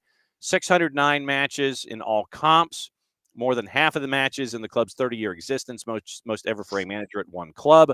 511 regular season matches, coached third most all time, 17 season run at the helm of Sporting. And it goes through all of his accolades, which is a long ass, as it should be. It is an incredibly long press release. Zavagnin inducted into the Sporting Legends Hall of Fame, or Hall of Honor. And so Kerry Zavagnin taking over for Peter Vermes as interim head coach. No mention of his front office-ness, but right now that is the question I have, John. Because seriously, I just see manager Peter Vermes and Sporting's interim head coach effective immediately. There is no mention of technical director Peter Vermes and the future there. So that's the news out of Kansas City. But I mean, Kansas City, as we had been discussing, we were kind of going through the standings, and obviously we're going to try and effort Daniel Sperry as soon as we can when it comes to Peter Vermes. But standings right now in the West. 1 point from 6 from Kansas City. Yeah. Kansas City at the bottom. Yeah. And I mean, you have that line of demarcation. LAG at 0-4-2, understandably so, when you don't have Ricky Puig or Gabriel Peck. Joseph Paintsel, I mean. So you don't have Paintsel, and you should be getting him back any week now, but you don't have Ricky Puig. You're 0-4-2. Marco Royce has not stepped in and taken over. Diego Fagundes, I know the pressure is on him now to take over and be a part of that offense as well. But no Ricky Puig. Injured Joseph Paintsel, you're 0-4-2. I get it. Houston, that's another issue that we got to talk about at some point. Probably talk about it more tomorrow, and then see if we can get Glenn Davis on at some point to discuss as well. 0-4-2, and you've given up 11 goals in 6 matches, and you're at 2 points. Kansas City, 6 goals scored in 6 matches, 12 allowed, so you're averaging 2 per match. You're 0-5-1 out of the blocks, 1 point, 15th out of 15, and Peter Vermes is out as head coach. Like I said, I've not seen anything on anything anywhere to discuss front office Peter Vermes, capital letters FO and PV. Nothing about FOPV, just about interim head coach Kerry Zavagnin now taking over. So how's that for your Monday? Well, look, I as much as I think Peter Vermes deserves the utmost respect from coaching circles, this is unfortunately not surprising. I think a lot of Kansas City fans wanted him to step down after last season, and you start the season without a win. 1 point from 6. It's not great. No. Yeah. Especially when, if you look at Houston and LA, right, the ones that are kind of around them and the what the hell is going on. And the what the hell's going on department? Like Houston and LA have the what is going on? Like, surely this will get fixed, right? Kansas City does not have surely this will get fixed aura about them. And one, good for Kerry Zavagnin, another former USMNTer who's going to get a head coaching opportunity. But this is about Peter Vermes, the legend of U.S. soccer coaching and playing, to be quite honest. Yeah. That I'm interested to see where he goes after this, John, because I think a lot of clubs would do well to keep him to get him as a head coach, but maybe he doesn't want to be a head coach anymore. Maybe he would be fine to just continue to be technical director at Kansas City. I don't know. Yeah. So that to me is the look-see here going forward. It wouldn't surprise me if Peter took obviously the rest of this season off just to kind of sit there and decompress a little bit and then figure out what he wants to do. Waiting for after the Gold Cup to see if the U.S. men's national team job is available. Joking. Oh, that's Kind good. of. That's good. All right, so let me check the release from Sporting. I have the release from Sporting. I don't see anything from their website release that talks about. Sporting is going to have a press conference with co-principal owner Michael Illig at 1:00 tomorrow at the National Performance Center to discuss. Same release, same points. Nothing new. So yeah, what we read is what we know. And Peter Vermes is out, and we're efforting Daniel Sperry. So we'll see what Daniel has to say. Probably leading into the in a perfect world, if we catch up with Daniel tomorrow, leading into the press conference at 1:00 Eastern time tomorrow afternoon, we can find out, about front office-y things and all that kind of stuff. So USWNT is what you're looking at. Let me wrap up with you with that. With some of the faces back with this particular camp, what are you looking for heading into this particular moment of time? Well, I think when you talk about some of the faces, it's really just Trinity Rodman. Yep. And I think that continuing search of who's the next up behind her specifically, and then also Mal and Soph continues. Obviously, I think the next up after Soph is very clearly Katarina Macario, but that there's still options of players available, right? I mean, you've got to fill out the 23-player squad for a tournament per se. This is still that exploratory window. I think this to me was an indication from Emma that maybe the center back pool isn't as strong as maybe we thought. We see Alana Cook coming back in, famously the player who got the most minutes during last cycle, who then didn't play a minute at the World Cup. That is interesting. For sure. I haven't seen an announcement, so I will say that on who is going to replace Tiana Davidson. She came off the field this past weekend in a very apparent non-contact knee injury, which is not great for someone who is not far removed from an ACL. No reports on that yet, but I would assume she's not going to be part of this camp. So I am curious if she will be replaced by another center back, because you already had some other center backs brought in.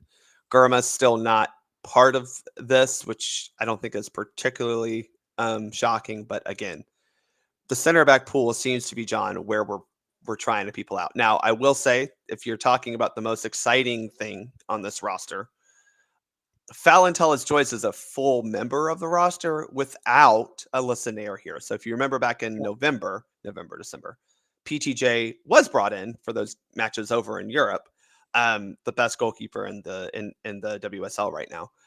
But it was the Alyssa Nair thank you party. Yes. And so she obviously didn't play. She was part of the training camp for She Believes Cup, where we did see Jane Campbell and Mandy McGlynn play, especially McGlynn, not looking particularly fantastic in either of their starts. So Fallon Tullis-Joyce, Manchester United's goalkeeper, formerly of Seattle. Were they OO Reign? Seattle Reign at the now. So we're sure. Just formerly of Seattle. She is now here. And I think we've talked about the idea of an open tryout for goalkeepers, John.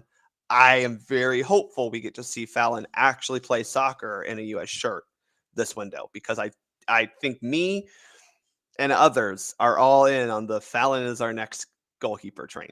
And we just kind of want to see proof of concept for a second. So that is exciting. I think, you also then can look at the forward line and see that Michelle Cooper and Ashley Hatch having some good starts to their NWSL seasons are here, especially with Michelle Cooper. She got a goal in She Believes Cup. She's been pretty darn good for Kansas City to open the season. She scores some bangers, John. I think that, and listen, Bangers. I'm here for someone who's going to score some great goals, right? That is, if we're talking just pure entertainment vibes, that's great. But with Cooper back in, obviously, again, yes, you have Macario, yes, you have Rodman. There's still another forward line player, right, position that's up for grabs in this particular camp. And you don't have a lot of the normal people you would expect to be in that spot here, because not even Lynn Biondolo is here. So interesting to see what that particular front line looks like. So if you're going into this camp going, what am I watching for? Goalkeepers, forwards. Now, again, forwards are who's starting behind Triple Espresso. Yes. But we need to figure that out, especially because we know Soph is going to be out with a baby for the foreseeable future. Still not sure what's going on with Malpew. She is still leaving Chicago high and dry, but clearly seems to be some legitimate family issues that she's dealing with, whatever they are. So we're not sure when she's coming back. So again, that forward line, Yaz, Michelle, Sentnor, Thompson, 3 very talented young players, which should be fun to watch. Okay, so 2 topics to write down for next time. The Alphonso Davies Bayern Munich Canada soccer situation. I mean, what's there to talk about? Canada soccer is again incompetent. I'm sorry, John. That's just. And then the US WNT question I have for you is / how underappreciated is Alyssa Nair? I like that question. So that's and you can hang on to that. You can use it in the POD if you want, and you can sit there and we'll discuss it, because we'll have matches to discuss about what happened. We'll probably talk about it as we talk about, especially with Ebony, who will probably come on with me after this window. She's also a PTJ stan, so we're planting that flag from SoccerForUSPod. We're planting that flag in Falintella's Choices camp. But I think that'll have to come up, because I think that's the concern, John. You're right. As we look at the goalkeepers, none of them have said, "Yep, it's mine," which Alyssa Nair very much did. So you're right. Badass. Okay, so at Bartimus Prime 19 at SoccerForUSPod, we're going to go through all the other news and stats and things, and everybody else in the Twitch pitch. As always, thanks for dropping by on Mondays, my friend. Really appreciate you coming on. And you know that since you have the keys to the kingdom, you can pretty much crash anytime, and that's a dangerous. I do want to say I'm going to submit a blog to you today. Okay. So cool. I'll tease it. Okay. It does talk about Pro Rel, okay, but not in the way you might think. So okay, all right. So there you go. So that to you. Fire it off to Mr. Longshore, and he'll post it, and he'll make it all nice. Because last thing you want to do is send it to me, because it'll go in like. I know. Where did it? I sent you something, and where did it go? John does talking. Yeah, John. He does all things talking related. Yeah, John talks. When it comes to technology, forget it. Yeah. Be good. Bye, y'all. All right, there goes Bart. And so, all right. So Peter Vermes out as manager, and Alex. This is something that Alex has brought to the table, and it is staggering to see. Peter Vermes' time as Sporting KC manager finishes at 15 years, 7 months, and 24 days, the 38th longest managerial tenure anywhere in the world since World War II. It's crazy. But yeah, Ricky, that's the question. Is he still the technical director? That's the biggest question I have, because nothing in that release mentioned technical director or sporting vice president Peter Vermes. Mentioned nothing about the off-the-field Peter Vermes. So I'm guessing off-the-field Peter Vermes had the conversation with on-the-field Peter Vermes. And that's how it went. Peter Vermes out as head coach. Carries Avagnon in as interim head coach in Sporting Kansas City. 1 point in your first 6. That'll do it. And I know that there had been times in the last couple of seasons where it's a bad start and, oh no, and then we have this talk, and then they turn into zombie Sporting, and then they come back in, much like we've seen with zombie Sounders in the past. But this time it's just, no, not happening. So after the weekend, Peter Vermee's out as head coach at Sporting Kansas City. Press conference tomorrow at 1, and we might kind of hang out on that one and just kind of see what's going on. The irony of it being an April 1 press conference involving a firing or a mutually parting of the ways with a club legend, irony is not lost on me there. So we'll hang on to that. And like I said, we were efforting Daniel Sperry from Kansas City and the KC Star and see if Daniel can drop by. So what I may do is I may be redundant and shoot him an email just to kind of see what's going on, leading into, see if we can catch up with him tomorrow morning, leading into that 1 o'clock Eastern time meeting, and Zoom call and presser and everything, and discuss really the state of Sporting Kansas City. So like I said, we shot out an email to Daniel Sperry. He's on blast, and he does soccer for the Kansas City Star. He's been with us before. And so he's our thought bubble when it comes to Kansas City. So we're efforting Daniel Sperry, and follow him on the social medias, by the way, because he gives you everything you need to know about that. All right, let's check and see what's on everybody's mind. And this way I can say hi to everybody in addition to what is going on here, what ended up as a very, very busy Monday. Oh, hello. There you go, Rowdy. Yeah, Rowdy Man was sleeping upstairs, and I think he finally realized that the weather is not helping the man. All right, so Michael Head, after a very, very busy, positive weekend for him with his Auburn Tigers, organization, players, and fans needed a win like that. So morning, Abby. Yep, 4-point weekend for Atlanta United on the whole.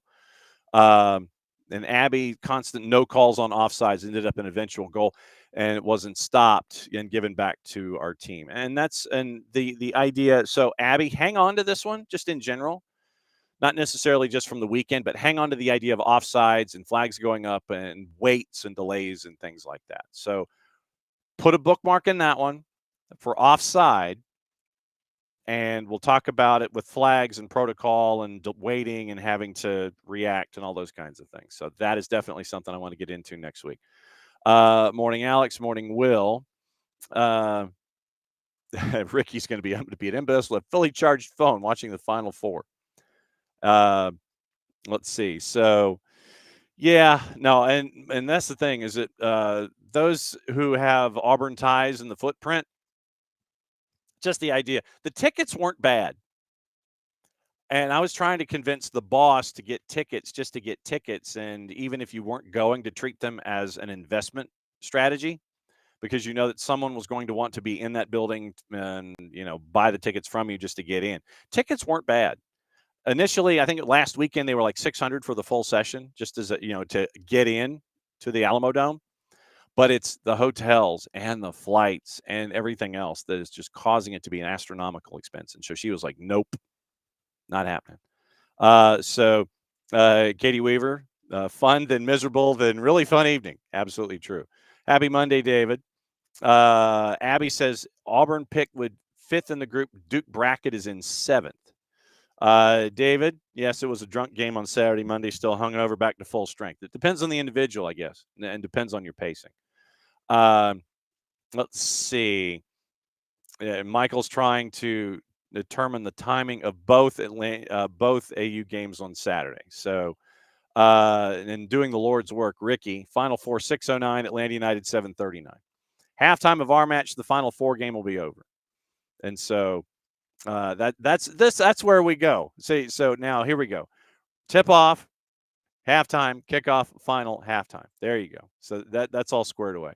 So and now the plans start for everybody who wants to go watch Final Fours, Hudson Grill, MBS. There you go. Abby discussing Miggy, Alex and Ricky going back and forth on Saturday. Watch the phone from the seats. Game was over 2 minutes into halftime. Stressful on both fronts. So absolutely stressful on both fronts. Katie Weaver, Saba can functionally use his weak foot to cross and shoot. Miggy really can't. Pedro's out for a while. Feels like he needs Saba or a lefty on the left at some point. I don't think, like I said, we're monitoring, and I think it was just more of a precaution for Pedro Amador to put DCQ in there for the start, and that kind of sent some folks reeling for information and all of the things there involving Atlanta United and the subs. Yes, April 5th is also WNT Brazil at 5 o'clock. And Ricky, yes, it's a clear assist for Brad. It is an absolutely clear assist. Absolutely clear assist, people. Absolutely clear. And so Michael enjoying right now Miranchuk being playing a little deeper. We're discussing everything. And Alexi is very shy. I mean, we had the chance to catch up with him. Be good, Abby. Had the chance to catch up with him for one of the walk-ups last season. And I mean, he's a big rap guy. And me asking him a question about rap was pretty funny. You get that clash of ideas and music playlists and everything. So, but yeah, very, very quiet, very, very intense, very, very dedicated to what he does and what he wants to be for the club. So he's it's been fun to see him here evolve and continue to grow in his game. But it's been fun to also see the person Alexei Miranchuk. And Katie Weaver once again, Matt Edwards. It's like Matt Edwards has played 3 of the 4 positions at the back. 3 of the 4 positions at the back so far this year.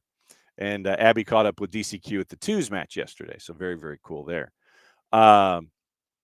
So let's see. Trying to see what else is. And a lot of talk about Alexi so far. So Abby, once again, with the public service. Like I said, I'm looking on the big 55 off to my left. So the weather's supposed to be between noon and 3. And Hunt City continues to improve on the season and knocking off Union 2, 5 points in 3 matches early out. And Michael definitely the whole Alfonso Davies Canada soccer thing. Jason's been talking about it on Morning Espresso. By the way, subscribe to the Morning Espresso, become a Fanatico, $10 a year. You can get Morning Espresso brought to us by our friends at Oglethorpe University. You can get that either at audio form, video form, or in newsletter form. Once again, thanks to Oglethorpe for being great partners and friends with us here at SDH. I mean, it's like get this rain here and get it over with, man. I mean, seriously. So the pollen numbers 14,801, 11,159, and then what is it? What did you say? 6,024. So down half from yesterday, and it's wild. And so that is crazy. But yes, and then Alex wants the big trivia question. Our buddy OG. Our buddy OG is second right now in goals scored. And then you have the 3-way tie for third. Cobb County Kung Fu. Welcome, Cobb County Kung Fu. I think this is the first time that Cobb County Kung Fu is in. Emo Messi, corporate Messi still can't stop the force and still scoring goals. No doubt about it. Still driving absolutely crazy. So Abby with the public service announcement, 5P factional Howard on the TV at the tailgate. And so morning Harry, morning Katie once again. And definitely the end of an era in Kansas City. 15 seconds. Got to keep an eye on that with the keeper timing. Morning Will. Will's going to go and look at Tommy Scoops and Tenorio and see what the words are. Mazel tov to Alex Morgan. Birth of her child. Very, very well. Well done. And congratulations to the happy family. Morning, Lookville Batson's in this morning. David saw some NYC fans blaming the bouncy turf on the last goal. No, that was bad defending. It was, you had Martins and you had Freeze. And Martins, I think, was trying to summon Freeze forward. And Martins was trying to usher the ball back, and Latte Lot, with his speed, just got between the two of them, popped it over. It didn't have anything to do with the turf.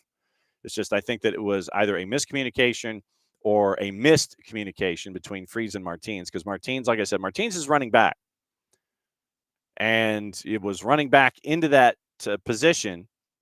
Latte Lot got between the two of them, popped it up, and hit it with the right amount of loft, and so it goes into the back of the net. So now that's on the defense and the communication for NYC and for them trying to make sure that it was not going to, in fact, be the way that they wanted it to be. But no, it did not go that way. Did not go that way. So, So there you go. But yeah, Peter Vermes, that's the big news this morning. Out after 20 seasons. And so very, very cool. All right, so let's get into the percentages and the numbers and the grades, because that's the one thing that we have not been able to get into with the lineups. And just a couple of folks that I wanted to get into. Brad had a 7.4 even with a yellow card. Brooks and Dominic Chong-Kui, I think, are graded very harshly. They're in the 5s. Stian Gregerson, Derek Williams, each of the 6.2. Bart Sleesh is 6.8. Click is 6.6. Front line, Miggy is 7.7. Miranchuk is 7.9. Saba is 7.3. And Latte Lot an 8.6. And then Matt Edwards, when he came in. So Jay Fortune came in at the half for Bart. Matt Edwards came in with 30 to go for DCQ and got a 6.9. Shonda Silva came in at 57 for Click and had a 6.8. Abram with 15 to go for Stian Gregerson. Will Riley came in for Miguel at a 6.6. So Matt Edwards' numbers in his 33 minutes had the one clearance, won all of his duels, WON. He won all of his duels. 19 touches, 13 to 14 passing, 93%, one key pass, and one dribble attempt that was successful. So Matt Edwards comes in and shuts the door in the final 30 minutes that he was there to help out as well. And then Josh Cohen, Luke Brennan, Cayman Togashi, they were on the bench, did not play, and they played for the Twos yesterday. So that was that's your numbers involving Atlanta United. Down. Yeah, they were down 1-0. Miranchuk scores in the 42nd. Hannes Wolf and a pen made it 3-1. Own goal, Keaton Parks in the 62nd. Almiron 75th. Latte Lot in the 84th. 4-3, full points. And you move on to FC Dallas coming to town this weekend.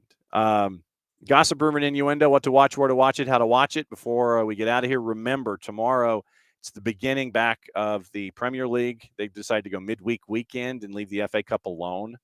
So it is it's going to be interesting midweek weekend, so set your fantasy teams appropriately. Mateus Cunha says he rebuffed offers to leave Wolves in the winter window, told the club he needs to take the next step in his career as he wants to fight for titles and for big things. Arsenal could be a destination for Cunha. £62.5 million release clause as Andrea Berta helped sign him at Atletico Madrid in 2021. That's on the 4-letter paper. Take the information at your own peril. Berta has also been a long-term admirer of Victor Gyökeres, prominent candidate as Arsenal's looking to bolster their attack. That came from David Ornstein. AC Milan's Thierry Reinders, a target for Manchester City, although he signed a new deal which does not include a release clause. That could just mean that everything's up for negotiation. Ajax interested in re-signing Christian Eriksen, who started his professional career in Amsterdam when his contract expires this summer. Everton plotting a move of £25 million to sign Liverpool winger Ben Doak, currently on loan at Middlesbrough. 3-letter paper. Manchester United could hold an advantage in the race to sign Eintracht Frankfurt's Hugo Ekitike, as the forward is a boyhood fan of the Old Trafford club. Ipswich Town chairman Mark Ashton refused to reveal if Liam Delap has a release clause in his contract, but said the club are well protected when it comes to his deal. Bayern Munich not expected to give Thomas Müller a new contract beyond the summer, but he could move to MLS as clubs are interested in signing him. Translation, big markets, maybe LAG. Bayer Leverkusen sporting director Simon Rolfs, his manager Xabi Alonso, has told the club he's staying with them despite being linked to Real Madrid. What to watch, where to watch it, and how to watch it. Now let's see what it is and what it's looking like today. Crystal Dunn scored her first 2 goals for PSG on the weekend. ESPN Deportes, 3 o'clock, Celta de Vigo, Las Palmas. Goal TV that you can pick up on Fanatis, Uruguayan Primera, Cerro and Wanderers, Defenso Sporting, and Miramar Misiones at 8:15. ESPN Plus has La Liga and La Liga Dos with Cadiz and Eibar at 2:20. Serie A doubleheader on Paramount Plus. Hellas Verona, Parma, Lazio, and Torino. Women U17 qualifiers. U.S. is playing Trinidad and Tobago at 7 o'clock. El Salvador and Honduras is at 4. Those matches are on FS2. Fox Soccer Plus has Haiti and Costa Rica at 2, and Mexico and Bermuda at 5. Copa Libertadores kicks back in tomorrow. So, like I said, probably the biggest news doesn't come from Atlanta United. Biggest news, Peter Vermes out as head coach at Sporting Kansas City. The presser is tomorrow, and the pressure is on Kansas City to try and find a replacement. Do they go the Gio Savarese route? Right now, carries a Vagnon. 6 matches in, 1 point. He is the interim. So what does Sporting Kansas City do here? 1 o'clock tomorrow afternoon, we'll have some answers. Like I said, we are trying to effort Daniel Sperry to come on the show and discuss things. Tomorrow, we're hoping to discuss some Atlanta United productions on the video side. And so we'll catch up with you when we know all of that stuff coming up tomorrow. We'll certainly send out the flares and figure out what we can do there, but it'll be some familiar faces, and we get to catch up with them about what it's like to piece this stuff together and the information that they find along the way. So more on Kansas City tomorrow, more on Major League Soccer tomorrow. Hopefully we can catch up with some folks and find out about some really cool stuff that Atlanta United has released tomorrow, and we'll get you ready for your Tuesday. 6 o'clock, Marist at Walton, girls match only, soccerdownhere.mixler.com on the Mixler app, soccerdownhere.net. Click on the Listen tab, and when something goes live, you get to see it live. So that's the start of a very, very busy week when it comes to Atlanta United and the high schools and everything else going on. Once again, remember, Thursday, doubleheader on the network. It is Dutchtown and Trinity Christian. That is going to be on one channel, and then it is going to be Toombs County and Hebron Christian in Decula. Jason and Maddie, I believe, will be at Trinity Christian. I will be at Hebron Christian for Toombs and Hebron. Both of those, Soccer Down Here and Soccer Down Here 2 on the Mixler app. So download the Mixler app, follow Soccer Down Here and SDH2, and then when something happens, you get an email notification that a match is up and live. And also follow along on social media as well when it comes to all of that. And then Friday, we will be doing Pius and Marist, and that doubleheader will be on the network. I want to say it's 6 and 8. Don't quote me yet, but it is a doubleheader Friday, Pius and Marist at Marist. 2 matches, so both SDH and SDH2 will be up and running at Trinity Christian as they host Dutchtown, at Hebron Christian as they host Toombs County. It is spring break for most folks in the state of Georgia. So Toombs County, as you caught up with Jeremy Moore a couple weeks ago on Soccer's in Session, said, yeah, we want to challenge ourselves. So what do? You go ahead and schedule a friend of yours in Chad Griffin, who's the head coach at Hebron Christian. So that's where things are with that now. And then once again, tonight, weather permitting and conditions permitting and all that kind of stuff. Marist and Walton, 6 o'clock in Raider Valley. We'll have that one for you at soccerdownhere.mixler.com and the Mixler app. That'll do it for a Monday. Thanks for coming in. Thanks for dropping by. And thanks for going through anything and everything having to do with Atlanta United on a very, very busy weekend for the Twos. Very, very busy weekend for Atlanta United. The Twos review is up on the network. You can listen to the highlights and the sound from Steve Cook and Rodrigo Neri after the 2-2 90-minute draw and then losing in the shootout. So getting the extra point on the weekend is Chattanooga FC, and they get ready for Open Cup. And we're going to talk about Open Cup 2 as we see what happens there, see if there are any more cup sets, and we can bring in those folks to continue to talk about what's going on in round 2 of the U.S. Open Cup here in 2025. So that's what's going on here on the morning show. Keep an eye out on all your socials for all the other news, notes, and whatever else is fit to print. Don't forget to become a Fanatico and follow SDH on all of our social media platforms. Sprint begins anew. Dallas is coming up sooner than we know it, as is Messi and Friends 2 at the Fraction on Sunday night here on the SDH Network. So for everybody here, once again, thanks to Bart, thanks to Abe, thanks to you for being a part of things on a very, very busy Monday here at SDH. Since it is the end of the show, that means I get to do this. Play it safe, mucho platio. I'll see you in less than 22.